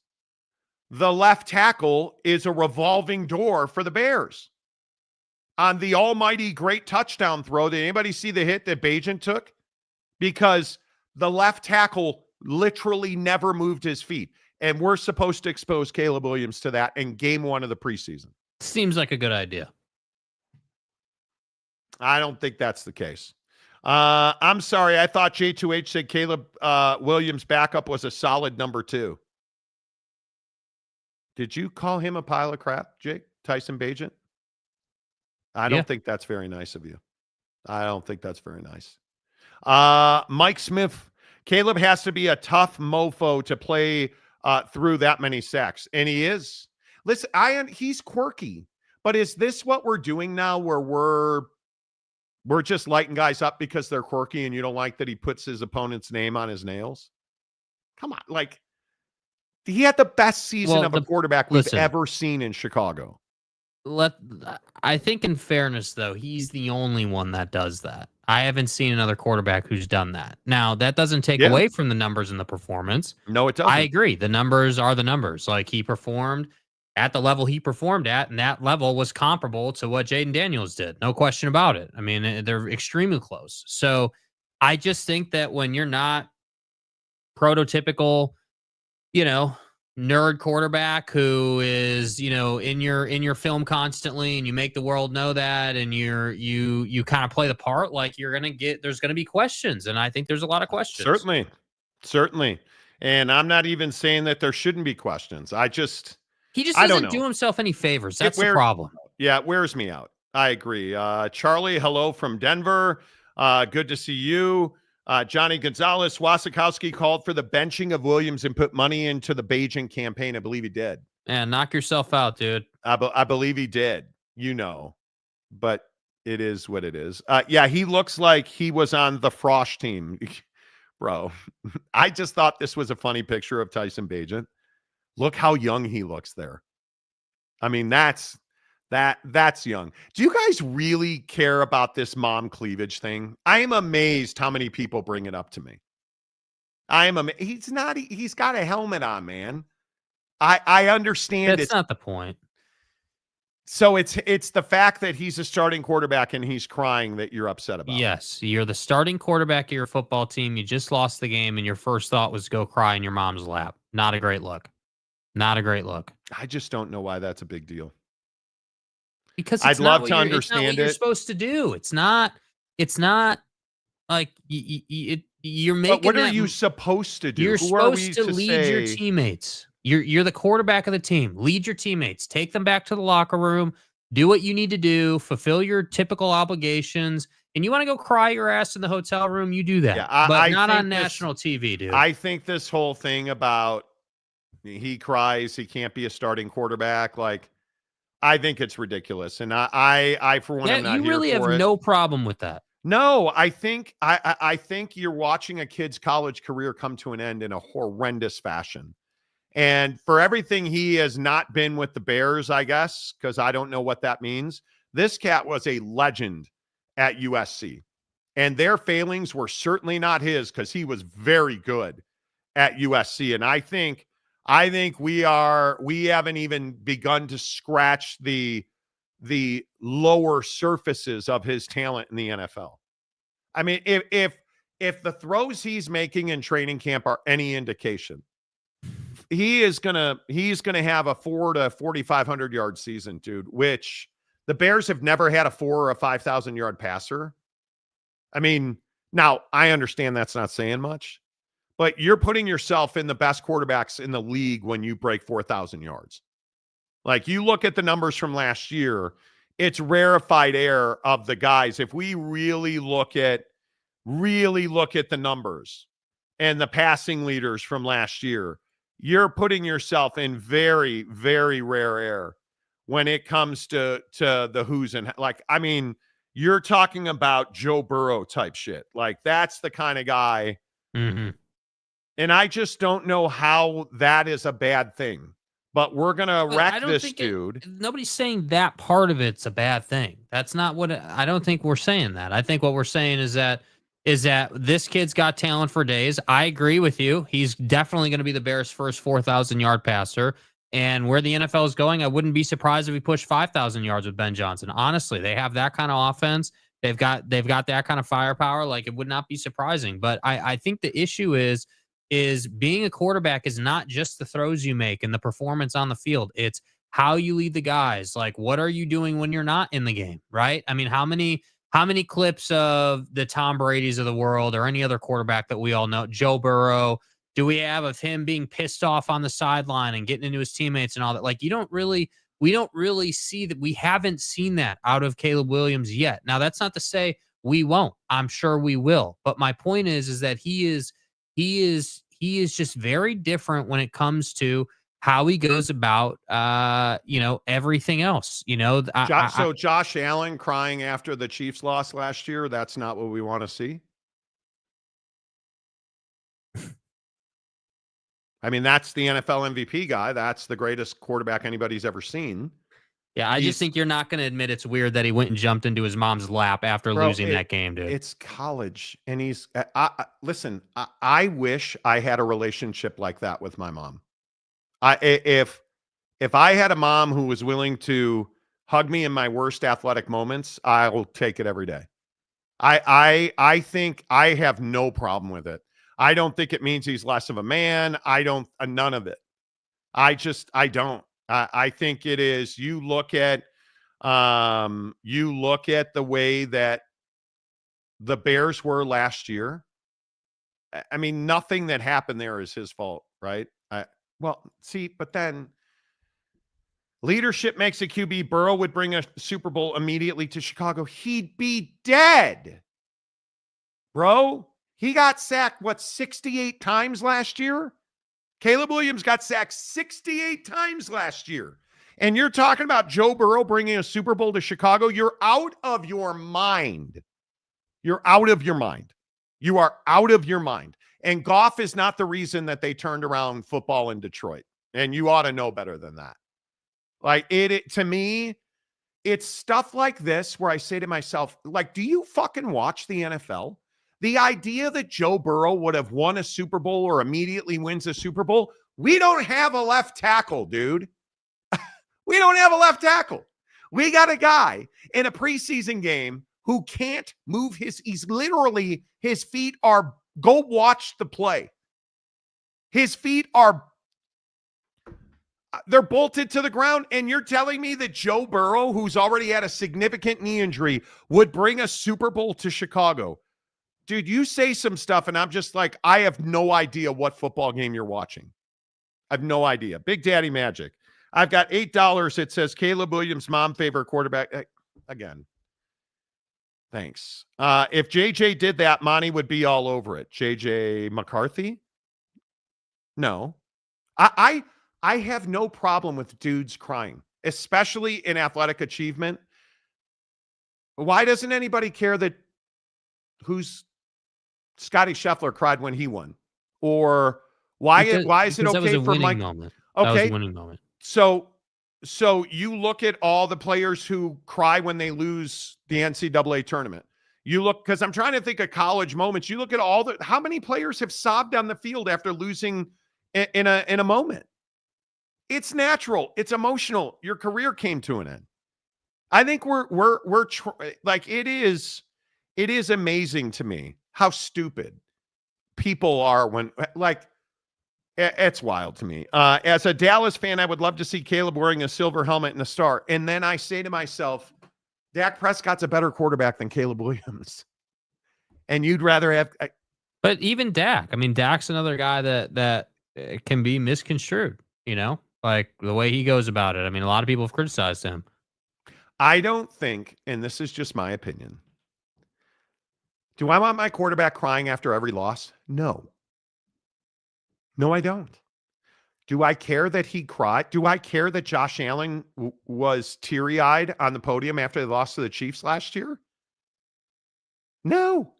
Why do you know how hard that loss must have been for him? Do you know how difficult it is if you are Josh Allen and you just lost to the Chiefs again?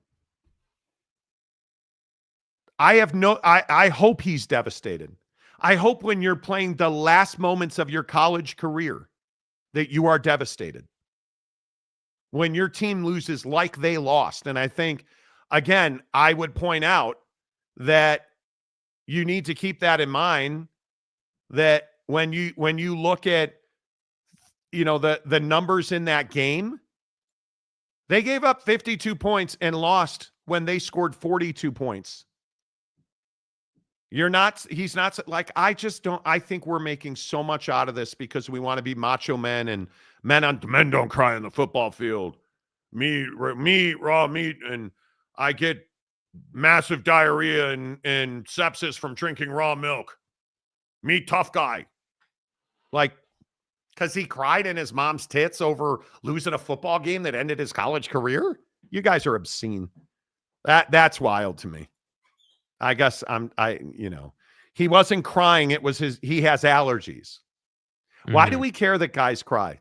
Honest question. Because why do we care that men cry? It's different. It's circumstantial, meaning if you go and jump into your mom's lap after you lost that game, that is different than Josh Allen standing on the stage doing an interview on TV, getting emotional that they lost to the Chiefs again. That's a different situation and scenario. That's a different set of how did this happen? I'm just telling you, man, and I know you disagree and that's fine, but it's not, I will never want my quarterback going and jumping into his mom's arms after you lost a game. That's not what it's wild. You want to be kneeling on the field. It's not a game. It's the end of his college career. And they scored 42 points. It's not just it wasn't October 12th and he threw an interception and then he ran over to his mom to get orange slices and he broke down crying. What a little punk ass. That was the end of his college career, which he had transferred schools. There was all kinds of this and all kinds of that. He's really close with his parents who were pretty much at every game.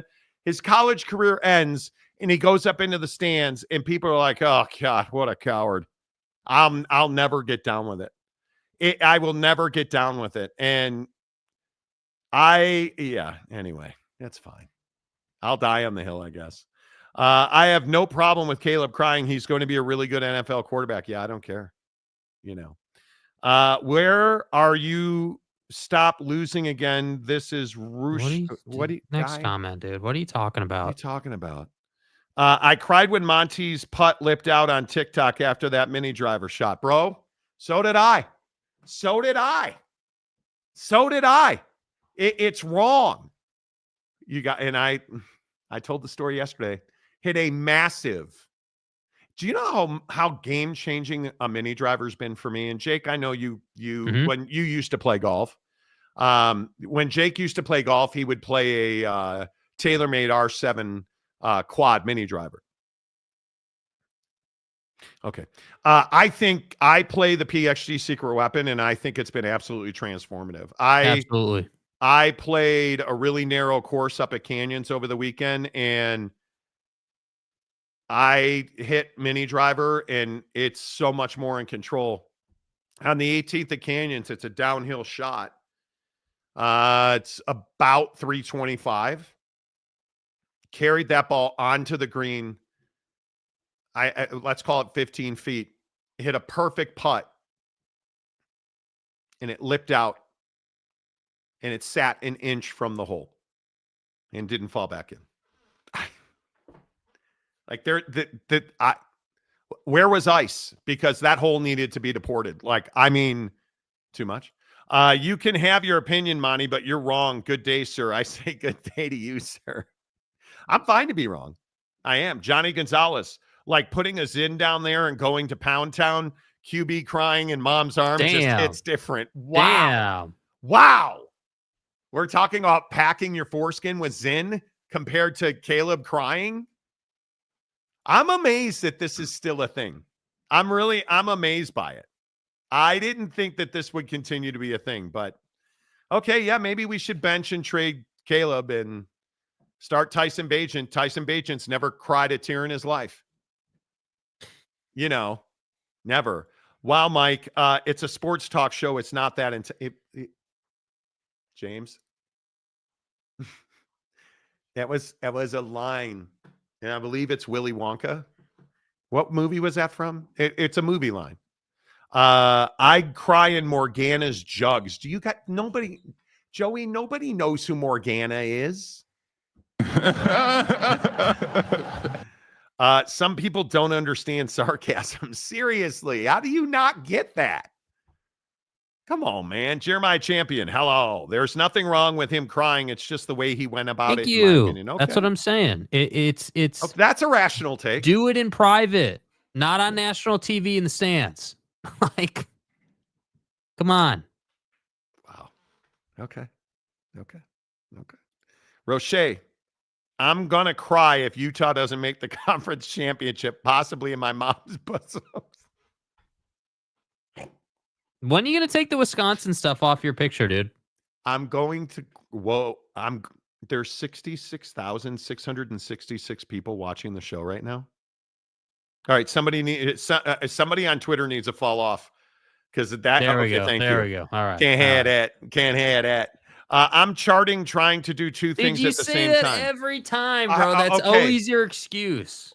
And I understand charting can be a very tough situation, a very visceral experience. But I would assume that you have a bathroom in the rectory. You don't need to chart yourself. Just go into the bathroom. Well, what do we, all right, couple other things I want to get to, not named Caleb Williams. What do you guys think about Jordan Love? Is Jordan Love a top 10 NFL quarterback? No way. You don't think he is? No. Okay. I think that we still have that graphic from yesterday of all the QBs ranked. No. Jordan Love is, to me, yeah, there it is. Jordan Love, where is he on this list? 13th. I think that's generous. I mean, I would have him. He's not better than Kyler Murray, not better than Brock Purdy. You're definitely not better than Aaron Rodgers. I definitely have him with the Bo Nix, Geno Smith group in the high teens, low 20s for sure. And he needs to he needs to live up to that contract now. You're a $50 million a year guy, I believe it is. You know, Yeah. you need to live up to it. I would agree with that. I would agree. I think this is a real problem. Because Jordan Love needs surgery on a thumb ligament. Now they say he'll be out 15 minutes. Sure. It's on his non-throwing hand, and nothing to see here, Monty. This cat's turning into a guy who's always playing hurt. Who are you, Matt Stafford? Yeah, and I'm just going to continue to say this division belongs to Detroit until it doesn't, because Green Bay has every reason with Matthew Golden, that defense looking as good as it has looked, every reason to think they should win this division. Now, I hope they don't win a single rep this season. Frankly, I hope the power goes out at Lambeau and they can't play a game in that crap hole. Right. But my feeling is they're going to play games at Lambeau. Could be wrong. And if they do, and Jordan Love's healthy and he's their quarterback, they're going to win the division. He won't be healthy and he won't be their quarterback. And I think, will be the reason they don't win a division. Like if he doesn't show me that he can play 16, 17 games this year, miss a game, okay. But you can't miss half the season again. No. And I think when we're only on August 12th and you're going to have thumb surgery for a ligament on a hand that catches the football, now you're in gun a lot more because you can't have a ligament surgery and be under center, right? That hurts like hell. And you can't tell me that he's not going to miss reps in camp, because they said today, oh, he's not going to miss reps. He'll be back next week. Again, who are you, Matt Stafford, and you're back? Come on. Come on. I just don't think he's that guy. And his numbers. And it was that Dallas game last year was kind of the, hey, this guy's amazing, you know, like, let's pay him. And that, I feel like, needs to be, he needs to replicate that. He needs to show that wasn't just one playoff game or whatever, and that wasn't just a flash in the pan, that he's actually some semblance of that guy. Yeah, and listen, I'm not saying he had a bad year last year, but his 3,389 yards in 15 games and 400 attempts, is that the stuff of one of the highest paid quarterbacks in the NFL? Certainly is not. Only 25 touchdowns? Certainly is not. And I understand, oh, well, Monty, he was limping around on a knee. Isn't that exactly my point? Because when I look at the best quarterback in the NFL right now, who I still remain, and I'll die on this hill, that it's Joe Burrow, 4,900 yards, 43 touchdowns, single-digit interceptions at 9. That's pretty damn good. And that's head and shoulders above a guy like a Jared Goff, who I think we're going to find out he was a system quarterback. Right, he's not going to have wide open screen passes anymore. I think Baker Mayfield, 4,500 yards, 41 touchdowns. Damn, dude, that's impressive to me. But you gotta go way down the list at 19th in the NFL to find Jordan Love last year. And when you start to understand that, and I know the crybaby Caleb Williams, he sucks out loud. Crybaby Caleb. Yeah, crybaby nail painter had a better year than the beloved Green Bay Packers starting quarterback, right? Well, and again, I also point out, your quarterback is largely the reason you win and lose, unless he's not. And I think you start looking at guys like Jordan Love. I think certainly Jared Goff's part of this conversation. Josh Allen's part of this. I think Geno's part of this in Seattle. Sam in Minnesota certainly was part of this. If I just go down the list, Lamar, yes. Patrick, no. Aaron, yes. Justin Herbert, no. Brocktober, yes. Kyler, yes. Bo Nix, yes. Stafford, yes. Josh, yes. CJ Stroud, yes. Right? Like you start to see these situations and you ask yourself, Caleb Love's going to have another surgery. If you're the Packers, how long are you comfortable? Because now you're tied to this dude. I was going to say, you comfortable or not, you're tied to him. He's going to be your quarterback for at least 5 years, I would think. But yeah, you know. Jake, did Monty buy driving gloves for the new ride? Nah, he's not that kind of guy. That's not his vibe. You driving gloves are a little different, dude. Plush leather steering wheel. Don't need it. Is Love's play a reflection of the market or the talent? The market. Love's pay, the market. I don't think there's any doubt about it. I mean, again, and I know we talked about this yesterday, so I don't mean to be redundant.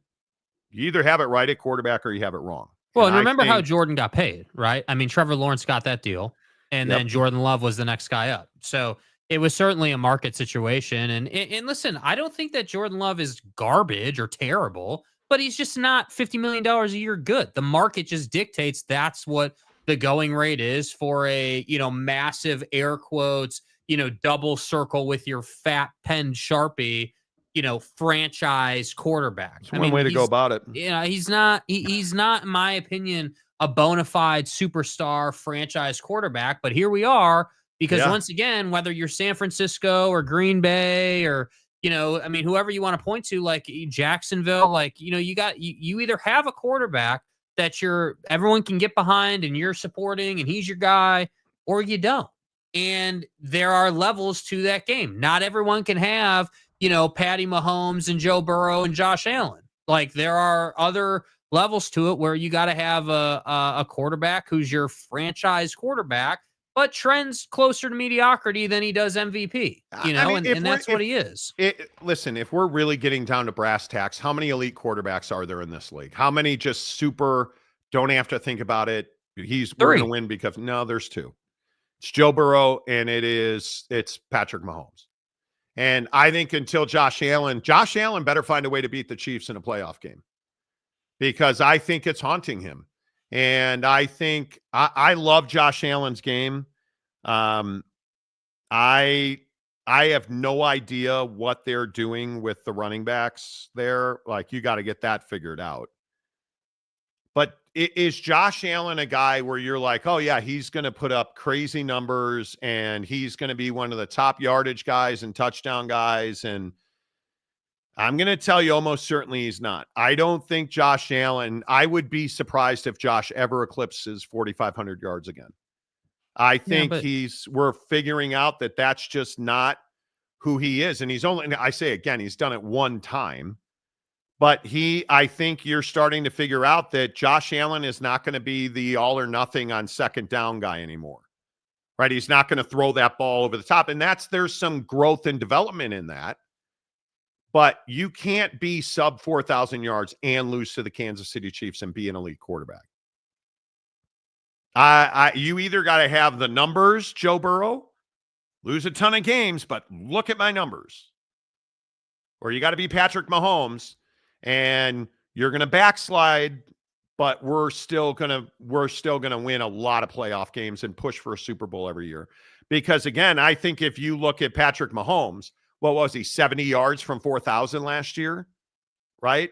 He's an elite quarterback. There's no doubt that this is a guy who I think will put up 5,000 yards again this year. He's got more weapons, right? He's done it twice, obviously 3 years ago with the 52-50 year with what was it, 39, 40 touchdowns. Like he's got those numbers in him still. I don't know that Josh Allen ever puts up that kind of volume, because that kind of volume came from Steph Diggs running down the field, making incredible catches. And I don't think you can have him throwing interceptions at the rate that he was throwing them.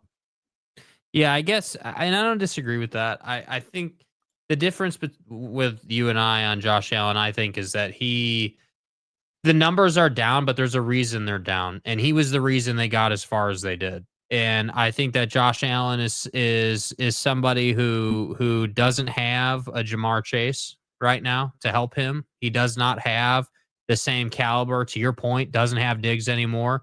Doesn't have that, like Gabe Vincent. How many touchdowns did Gabe Vincent drop that hit him right in the hands? I mean, I can think of numerous. He's got two of the best. He's got arguably the best tight end room in the NFL, right? With Knox and Kincaid. Palmer, Coleman, Shakir probably isn't striking fear into anybody, right? I mean, I would agree with that. You've got to get this James Cook stuff figured out. Agreed. You cannot have him holding in. Yeah. Pay the guy what he's worth. Now, I would agree. Sources are saying that James Cook, the running back in Buffalo, who is holding in, sources are saying that he wants unequivocally $15 million a year, and that is what it is. You're not getting that money. My opinion is you are getting $11, $12 million, and that's it. You do not, in my opinion, want to pay this. Do you want to overpay this guy? I don't want to overpay him. No, I mean, I understand that his number's 15, but I don't want to pay him 15. I'd much rather pay him 12, 13, and then put that money because a couple $1 million in the cap in the NFL can do a lot of things for you. I mean, that's meaningful money. So, to me, I think that, listen, I just think that the Buffalo Bills, whether you want to say it's Josh Allen, you want to use my argument, which is lack of weapons, and when I say lack of weapons, lack of over-the-top weapons specifically, because I think that's why they're unable to beat the Chiefs the past 2 seasons. You don't have the Chiefs the last 2 seasons in Spags defense were able to play down towards the line of scrimmage because they don't have there's nobody that's going to run by you. When you start playing the good teams, when you play the Ravens and you play the Chiefs and this year, as an example, when you play the Steelers, when you meet them in the playoffs or whatever, you're not running by you. I don't disagree with that. I am telling you, I wholeheartedly disagree in one aspect. They did not ask him to throw the football at the same clip that they had been asking him because he throws too many interceptions. When he gets, like, I start looking at Josh Allen's numbers, and you look at, statistically speaking, about Josh. Look how many more interceptions he throws when he surpasses even 500 targets. When he throws the ball 500 times, rather attempts. The numbers go exponentially higher. 483 attempts last year. What scares you is he only completed 64% of those. Mm-hmm. But he only threw 6 interceptions. And when you start looking at 28 touchdowns and 6 interceptions, those are some really good numbers. I need 30 plus, and I need less than 12 interceptions. But I think this year they have a better split of wide receivers. I think they've got better tight ends. I don't think they're AFC championship material, because I tend to agree with you. I think you do need an over-the-top guy. And who knows if Curtis Samuel is still that guy, ever closely approaching 30 years old. I think that Khalil Shakir is a guy who probably should be that guy. He averaged 11 yards a catch last year. He should be that guy. But all I'm saying is you can't have him throw the ball 500 times and expect him to throw less than 15 interceptions. And the thing that scares you is he threw the ball significantly fewer times last year and could not complete at a high percentage. That's what really scares you, in my opinion. Yeah, I think the guy for the Bills is Keon Coleman. I think that 9-yard average last year for the season is a little light for a guy of his playmaking ability.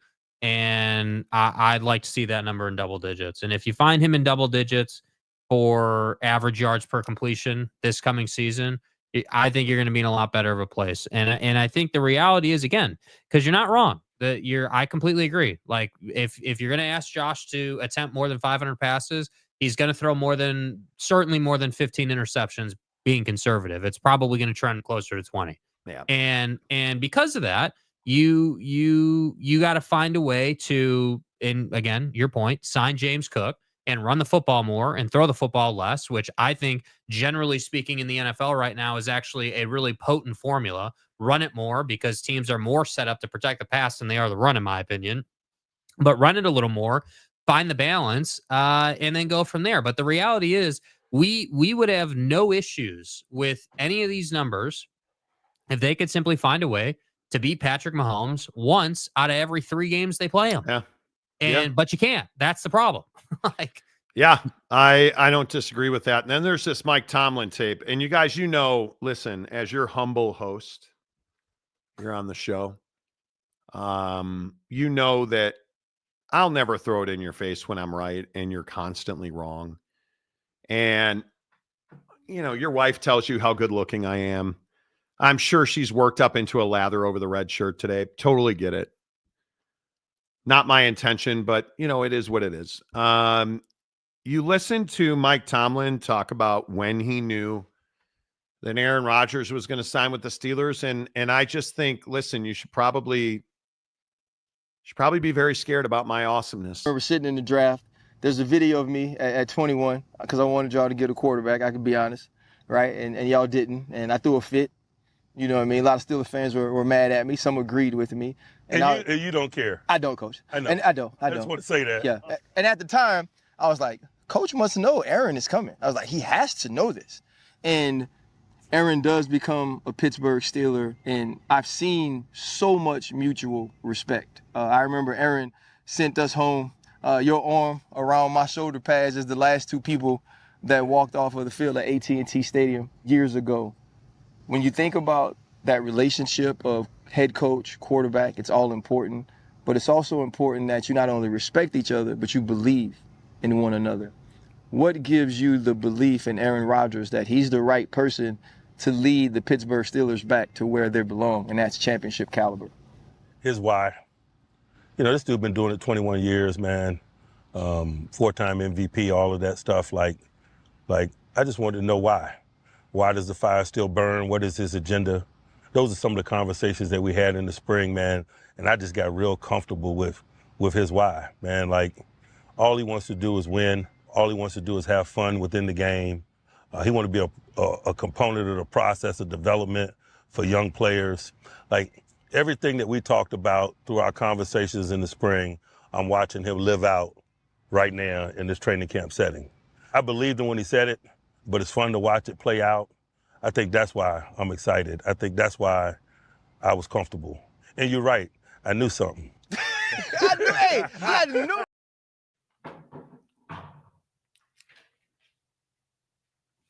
No, go ahead. You guys, I'm just going to wait for you to stop applauding me. Go ahead. Why do we play adult films on this show? This is a family program. I mean, why are we watching a video of a clinic on knee padding a 40-year-old? Why are we doing that? I mean, that's completely inappropriate, dude. I want my flowers, damn it. I want my flowers.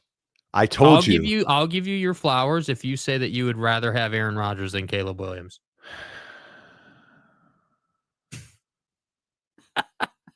Like, I where am I supposed to go with that? When and listen, you guys, again, I understand it's tough to comprehend my level of nuclear amazement. Good looks, really intelligent, knows what I'm talking about in the NFL. Has cried in my mom's cleavage at some point in my life, I'm certain. You know, like, I have it all. I have it all. And yet I get Jake saying that he would rather have Aaron Rodgers than Caleb Williams. I mean, you can't. Well, I mean, Aaron Rodgers is going to win the Super Bowl this year, so you can't fix stupid. Like, you just can't fix it, and neither can you fix his face. And anyway, the point is, listen. You guys didn't believe me, and so many of you went off and, oh, he's not going to do it. They're not going to sign him. They're going, well, Russ is coming back, and my cousin Steve is going to be the quarterback in Pittsburgh. Mason Rudolph, greatest quarterback anybody's ever seen. Brandon Whedon coming out of retirement. Zane Flores going to Pittsburgh to play for the Steelers. Who's next? Kellen Moore off the sideline? You know. All along, good old Uncle Morty telling you. You know, the Steelers are going to suck this year. They damn well better win the Super Bowl, dude. You're going to do podcasts, and you're going to sit here and... Come on, dude. Yeah, he's wearing Brett Favre's cocker flex. Zin packing. As long as he stays healthy, Aaron Rodgers will make the Steelers better. I'm just concerned at his age if he can stay healthy. We'll find out. They got to pay Cam Hayward now because they paid everybody else. You know. Yeah.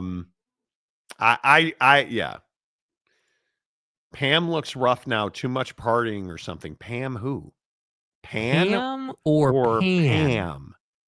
You know, it's fine. I think that they're going to be very good. I think Mike Tomlin, this is why I said they built their roster around Aaron Rodgers being the quarterback. You could see that when they went and got DK. You knew that. You knew they were paying JJ Watt's kid brother. Like you knew all of this was happening. I think they have 1 year, and then I think you have to change lanes here. I think you have to go in a different direction. But what do you put percentages at that he plays 17 games this year? 50-50 at best. 50-50. That division is physical as hell. Physical as hell. Oh, and the AFC East isn't physical as hell. Well, not as physical. No. I don't think it's as physical. No, I don't. Okay. No. 3,800 yards and 28 touchdowns last year. And he only played 17 games in the AFC East. I know you don't want to hear it, but we'll see. Yeah, I mean, listen, I get it. I mean, just because Aaron played more games than Patrick Mahomes last year, every indication is he's going to be dead by the time they get to training camp. Which the true measurement of Aaron Rodgers' success or failure in Pittsburgh, in my opinion, is how good Will Howard will be when he leaves. Because I think that's their plan. It's huge. Hey, come in, do the best you can on the field, get us as far as you possibly can. But what's more important is Will Howard's 5-year, picture on this rookie deal. We, if it is indeed true, and I'm not saying it is, but if it is true that this is going to be his final year, if that ends up being how it works out. I think so, but who's to say? If he gets to Super Bowl and loses, let's say, or if, who the hell knows, dude? But if he wins a Super Bowl, you can rest assured he's going to ride off into the sunset, but I won't believe it until I see Instagram pictures from the beach like we had with Tom, but the point is that the true measurement will be what Will Howard is like in that offense if Aaron sustains injury this season and misses time, or when he's done. Well, and Fautanu at left tackle obviously is going to play a huge part of that. He's a second-year guy. Their offensive line's pretty sharp. He's got really good weapons at wide receiver. Skoranek and Scotty Miller as backups. Rome Wilson as a backup is pretty solid. Mm-hmm. Never mind Robert Woods, DK Metcalf, and Calvin Austin, I think. That's pretty good, right? And Will Howard's third, I agree. I think this is a huge development year because Mason Rudolph sucks. He's never going to be the guy that they roll into. Yeah, we know who he is, but it's fine. The one thing going for the Steelers is they do like to run the ball, and that will take pressure off of Rodgers. Well, and throwing the ball to the tight end because you don't have a number one running back is probably really more to your point where they're going to go. And he's elite at throwing the ball to the tight end throughout his entire career, right? No, Mike, I'm not playing your stupid game where, I'm going to call for a video and then Monty's going to play it. Oh, fucking God.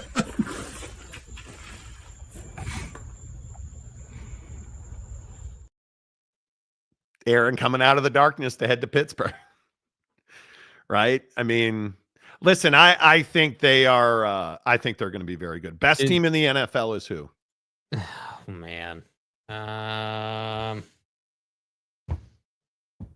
want to say Cincinnati, but that defense is garbage. It's just terrible. Cincinnati's not the best team in their division. Yeah. I think in the AFC, Chiefs. I think the Broncos are going to beat some people. I think it is the Bills all day in the East just because that division is so bad. I think the Dolphins are going to be tragically average. Yeah. I think it's Buffalo in the East. I'd have to take Baltimore to win the division in the North just because I think the Steelers have a really tough schedule. So you think they get in on wild card though? I do. Yeah. I do. I think because you look at the Steelers schedule. Yeah. You guys, come on. At the Jets, Seahawks, at Patriots, Vikings, Browns, at Bengals, Packers, Colts, at Chargers, Bengals, at Bears, Bills, at Ravens, Dolphins, at Lions, at Browns, Ravens. There are some real potholes there, right? So if we start looking at, at what point do we see that defense is going to have to be really deep? Like guys like Derek Harmon are going to have to really contribute for them. Yeah. Caleb Johnson, the running back out of Iowa, is probably going to have to contribute for them. You don't probably think much. Yahya Black from Iowa because he's a 5th round pick, but I think he's got to contribute for them because I agree with you. That's a physical division. But I still think it's probably Chiefs, Texans, Ravens, Steelers, and Bills. I think it's probably the Eagles. I mean, I think the Lions. I just don't know what that Lions defense is going to be. And how good is Goff going to be in a new system? I think the North is wide open. I really do. I think the Tampa Bay Buccaneers are head and shoulders the best team in that South. Definitely. And I have no idea who's going to win the West. I think the NFC is so not deep this year. It should be the Cardinals, but who the hell knows? Yeah. I mean, it is. It's going to be really important that there's quality. Somebody in the AFC is going to have a walk in the Super Bowl. If, like, the NFC needs the Washington Commanders to step up and make a run. You know what I'm going to say? It's what? the other team in their division. They need the Cowboys. That's what they need. They're just not talented enough, though. They're not talented enough at all. A couple other things real quick. Are you guys done throwing dills on the court at the WNBA games? Did you see that they made several arrests in Dillgate? Which is just, I can't say the word. Right. But in Dillgate, they made several arrests. And I want you guys to understand the photo I'm about to show you, especially if you're a parent of boys. And I hope that we don't turn into this on the regular at WNBA games. Because I think people think it's funny. And I think people think that this is neat. And is it funny? Funny, haha. Not really. I think it's exploitation of women. I know. You don't want to hear that. You want me to say it's funny and he threw a dill on the court and oh my God, what a comedian. Oh my God, how could they do anything? How could they be upset at all? How could they arrest this scumbag degenerate for assault and disorderly conduct? How is there a felony warrant out for this guy? These are the two guys that got caught throwing dills on the court at WNBA games. Was it worth it for you?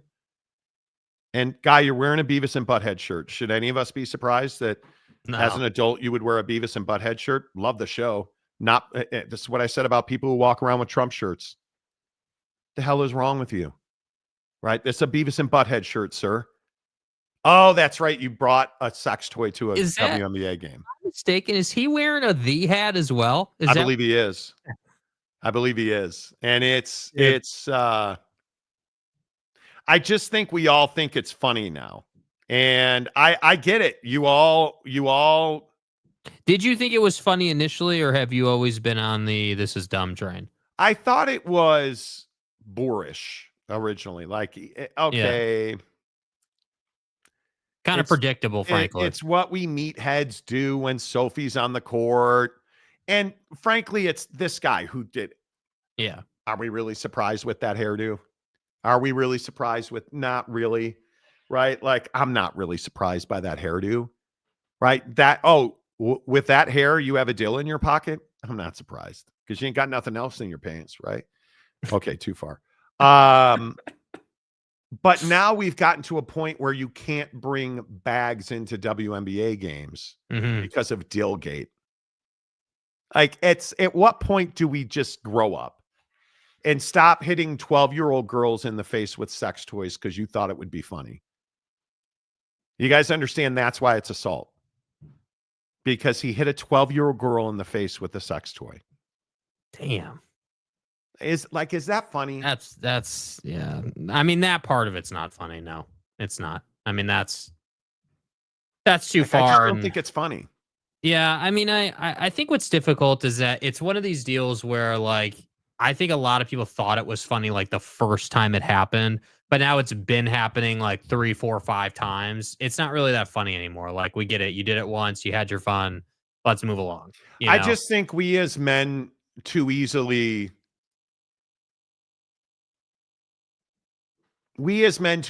leverage women in a sexual nature for jokes. And well, no, but that's exactly my point, Kim. I won't say it because I think it is so incredibly disrespectful. Like, I just think that what is going on at these games and the way that we are underpaying and undervaluing these women, the way we are treating them, the way we are sexualizing them. Now, is Sophie Cunningham at all disappointed that she's a sex symbol? Not even a little bit. But does that mean we should throw sex toys at her when she's playing in the game? Does that mean that it's okay for us to throw sex toys at women when they're in the office? They're just in their office working. Let's throw a sex toy at them. Is that okay?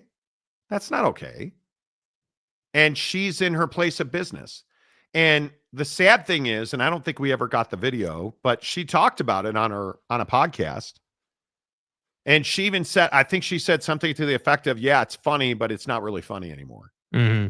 Now it's not funny because people are getting hurt by it. And at some point it's gotta stop. I mean, I definitely think it's run its course. I mean, to me, like, I think the comedic nature of it's definitely past us. I think now we're at the point where it's like, all right, cool. Like I just said, like, you did it once, like, you proved your point. Now it's happened like 3, 4, 5 times to a point where now we're doing no bag policies at WNBA games. Okay, great. We had our laugh. Let's move along. Like, it's not really, to me, it's just worn off. Like, it's not cool anymore. It's not some great thing anymore. Yeah, it is. And then there's this dude. Okay. This is another pet peeve of mine. I love how we have made heroes out of guys that'll walk up behind another man like you see it at Home Depots all the time on these videos, and they'll make like sex noises in their ear. Mm-hmm. And then when the guy punches him in the face, they sue him and they have him arrested. And then you go to this guy at Bass Pro Shop. Is this funny? Get down to the ground! What is wrong with you? I just want to. Is that funny? Is that funny? Got tens of millions of views online. Is that funny? I didn't think it was particularly funny. The problem is, like, our culture is no longer in a place where guns are a topic that you want to be making jokes with. We're just not. We're not there right now. There's been too many happenings, too many things. Like, it's not funny. And I think there's a huge difference between what this kid did in this video versus, those guys you were just talking about. Oh yeah, totally different. And I'm not saying you were saying it was the same. I'm just saying, like, I think there's levels to the comedy. Like, this kid is sitting here holding an assault rifle in his hands, like, trolling people. And I'm just sitting here saying, and I'll play the whole video. Yeah. But look at how many people are around him when he does this. Get down to the ground! What is wrong with you? I just want to touch it up. It's a good way to get yourself shot. Then it's a really stupid thing to do. You don't carry guns here, but if you do that in a gun store, go. He's training to be a cop. That's okay. That doesn't matter. You don't do that stuff. That is dumb. No, he's training to be a cop. Bullshit. Huh? He's training to be a police officer. I'm sorry. You're in Bass Pro Shop. If you're training to be a cop, that doesn't work out. And they thought this was funny. I just don't think that's funny at all. I think that's akin to yelling fire in a movie theater. I think he should have been arrested for that. You caused public panic. Look at all the people who were left uncomfortable by that. Like, this is who we've become now. I hate it. I hate this prank society where, you have husbands that are throwing things at their wives to be funny. Like, we do all this stuff where, you know, there's this guy now that rides around in fast food lanes and steals people's food and gives it to homeless people. And they're calling this guy Robin. Well, he got arrested in his all in a what I think is probably not enough, released on his own recognizance and giving community service. Is that not theft? Like, we're letting these people create these videos, and because it's funny and it's content, we let them go. And I just don't think it is. What happened to respecting other people? Like, we have zero, you know what I mean? Like, yeah, whether it's Sophie Cunningham or Bass Pro Shop or. Yeah, they don't care. And it's, you know, I think that this is obviously a really wide ranging topic. There's a lot of different examples. I think that again, I think that there are levels to making content like this. Like, if you're going to go into a Bass Pro Shop where they sell firearms and you're going to joke around with that, you're asking for serious trouble. Like, that's going to put people on edge. Like, that's going to make people super I agree. I think uncomfortable. he's lucky he didn't get shot. Yeah. I mean, and again, it's like, imagine, like, you're basically, in my opinion, when I saw that video, I was like, dude, if you had rolled into Bass Pro Shop with, even if it was an airsoft, and, you know, you had tried to joke around with people, there's a chance you would have got popped. Everybody, I'm telling you, there are more Americans now than there ever was carrying. And legally carrying, I might add. And I just think it's not something to joke about. I just think it's poor form. That's not something I would joke about. But, you know, the stealing anytime you're committing a crime to make content, it's just not a great look. And whether it's the sensitive topic around firearms, committing crimes, you know, if you're making that content, you want to go up to someone in Home Depot and do that to them and troll them, and you get punched in the face, in my opinion, that's part of what you're doing. Like, if that happens to you, you should have known that was going to happen to you, or been okay with it. And it's fair play, as they say. So that's our culture, though. Like, creating viral content is the culture. And I think we're getting to a place where it's just like anything else, right? It's the F around and find out mentality. If you want to go and make that kind of crazy ass content and you get punched in the face, or you get your arm shot off, or whatever happens to you, that's on you, bro. Like, you chose to try to make that content. That's, you know, to me, that's part of making that content. And if you're not okay with that, maybe you shouldn't be making those kind of videos. Yeah, I just don't think it's funny at all. And it goes back to this YouTube prankster who jumped into you guys know the Bass. Have you ever been in a Bass Pro Shop? They have huge fish tanks inside of Bass Pro Shops. He jumped into the fish tank and he got arrested for it. And there was actually outrage about him getting arrested. I'm like, he jumped into their fish tank. Like, what are we doing? Get out of the car, get on the ground, police humor, right? Like, no.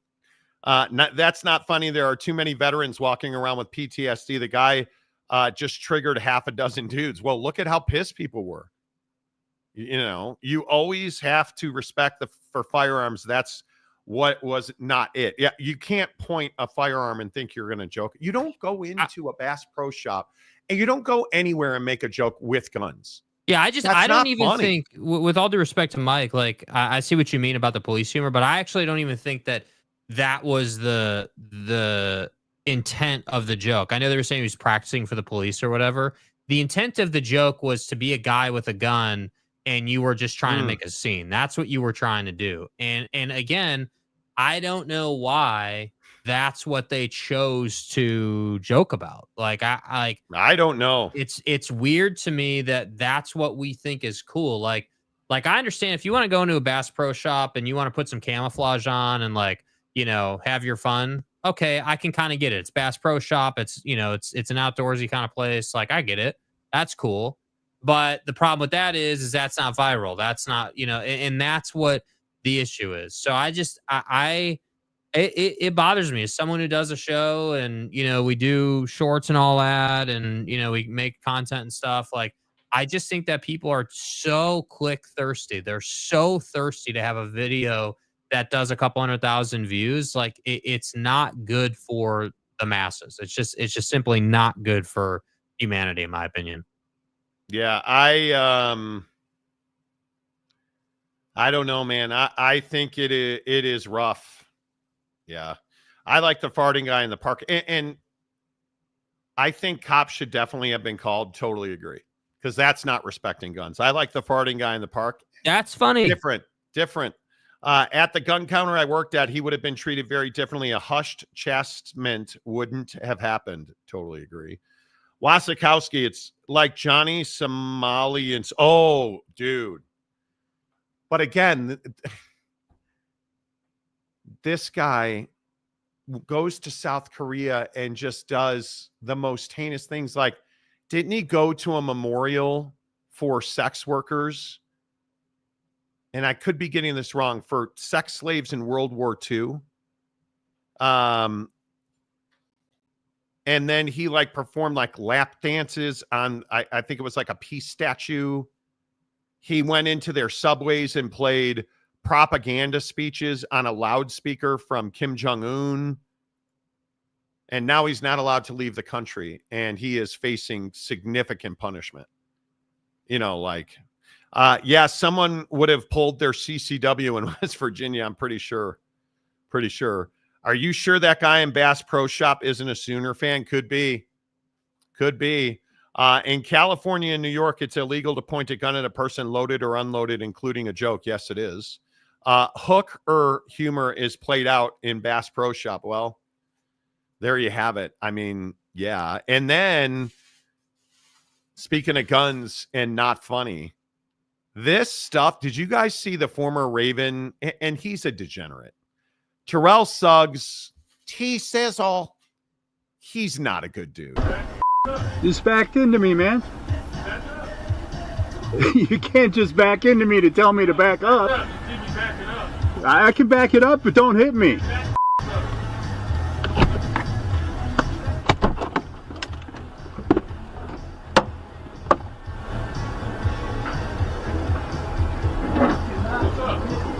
I didn't hit you. No, I didn't hit you. Really? Back the up. I'm not that.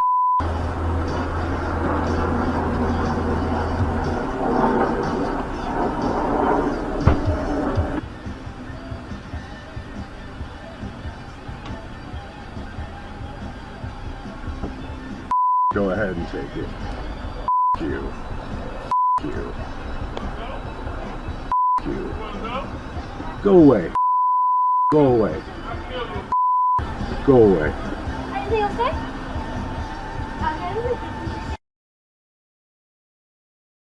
Okay, thank you. Oh, really?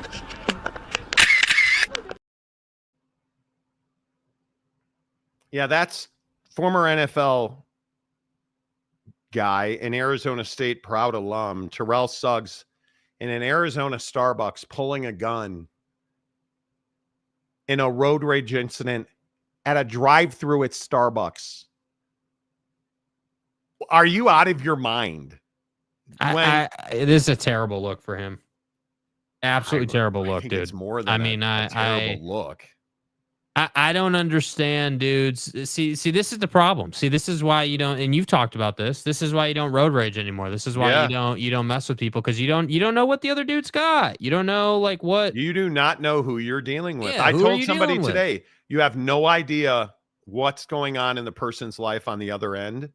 You probably shouldn't be getting into dudes. Yeah. Right? Like, you probably should not be getting into dudes. And I just think that there's no rhyme or reason for it. And I'll never understand it. I don't understand it to this day. And he's in real trouble over this. He is in real trouble over this. And it's pretty much illegal in most states, unless it's Russia. I mean, Alaska. Like it is. I'll never understand it. What? Russia, I mean Anchorage. Yeah, did you guys see when Republican senators are pissed that Vladimir Putin's coming to America to meet with Donald Trump? It's going to be a long week. It's only Tuesday. It is going to be an incredibly long week. I don't know. I look at some of this stuff that people are acting badly. It's crazy. Fat Jesus, don't dare be behind me at a Wendy's drive-through and then tell me they are out of baked potatoes. I mean, I'm serious now. It's a crime, dude. I'm serious now. Like I am.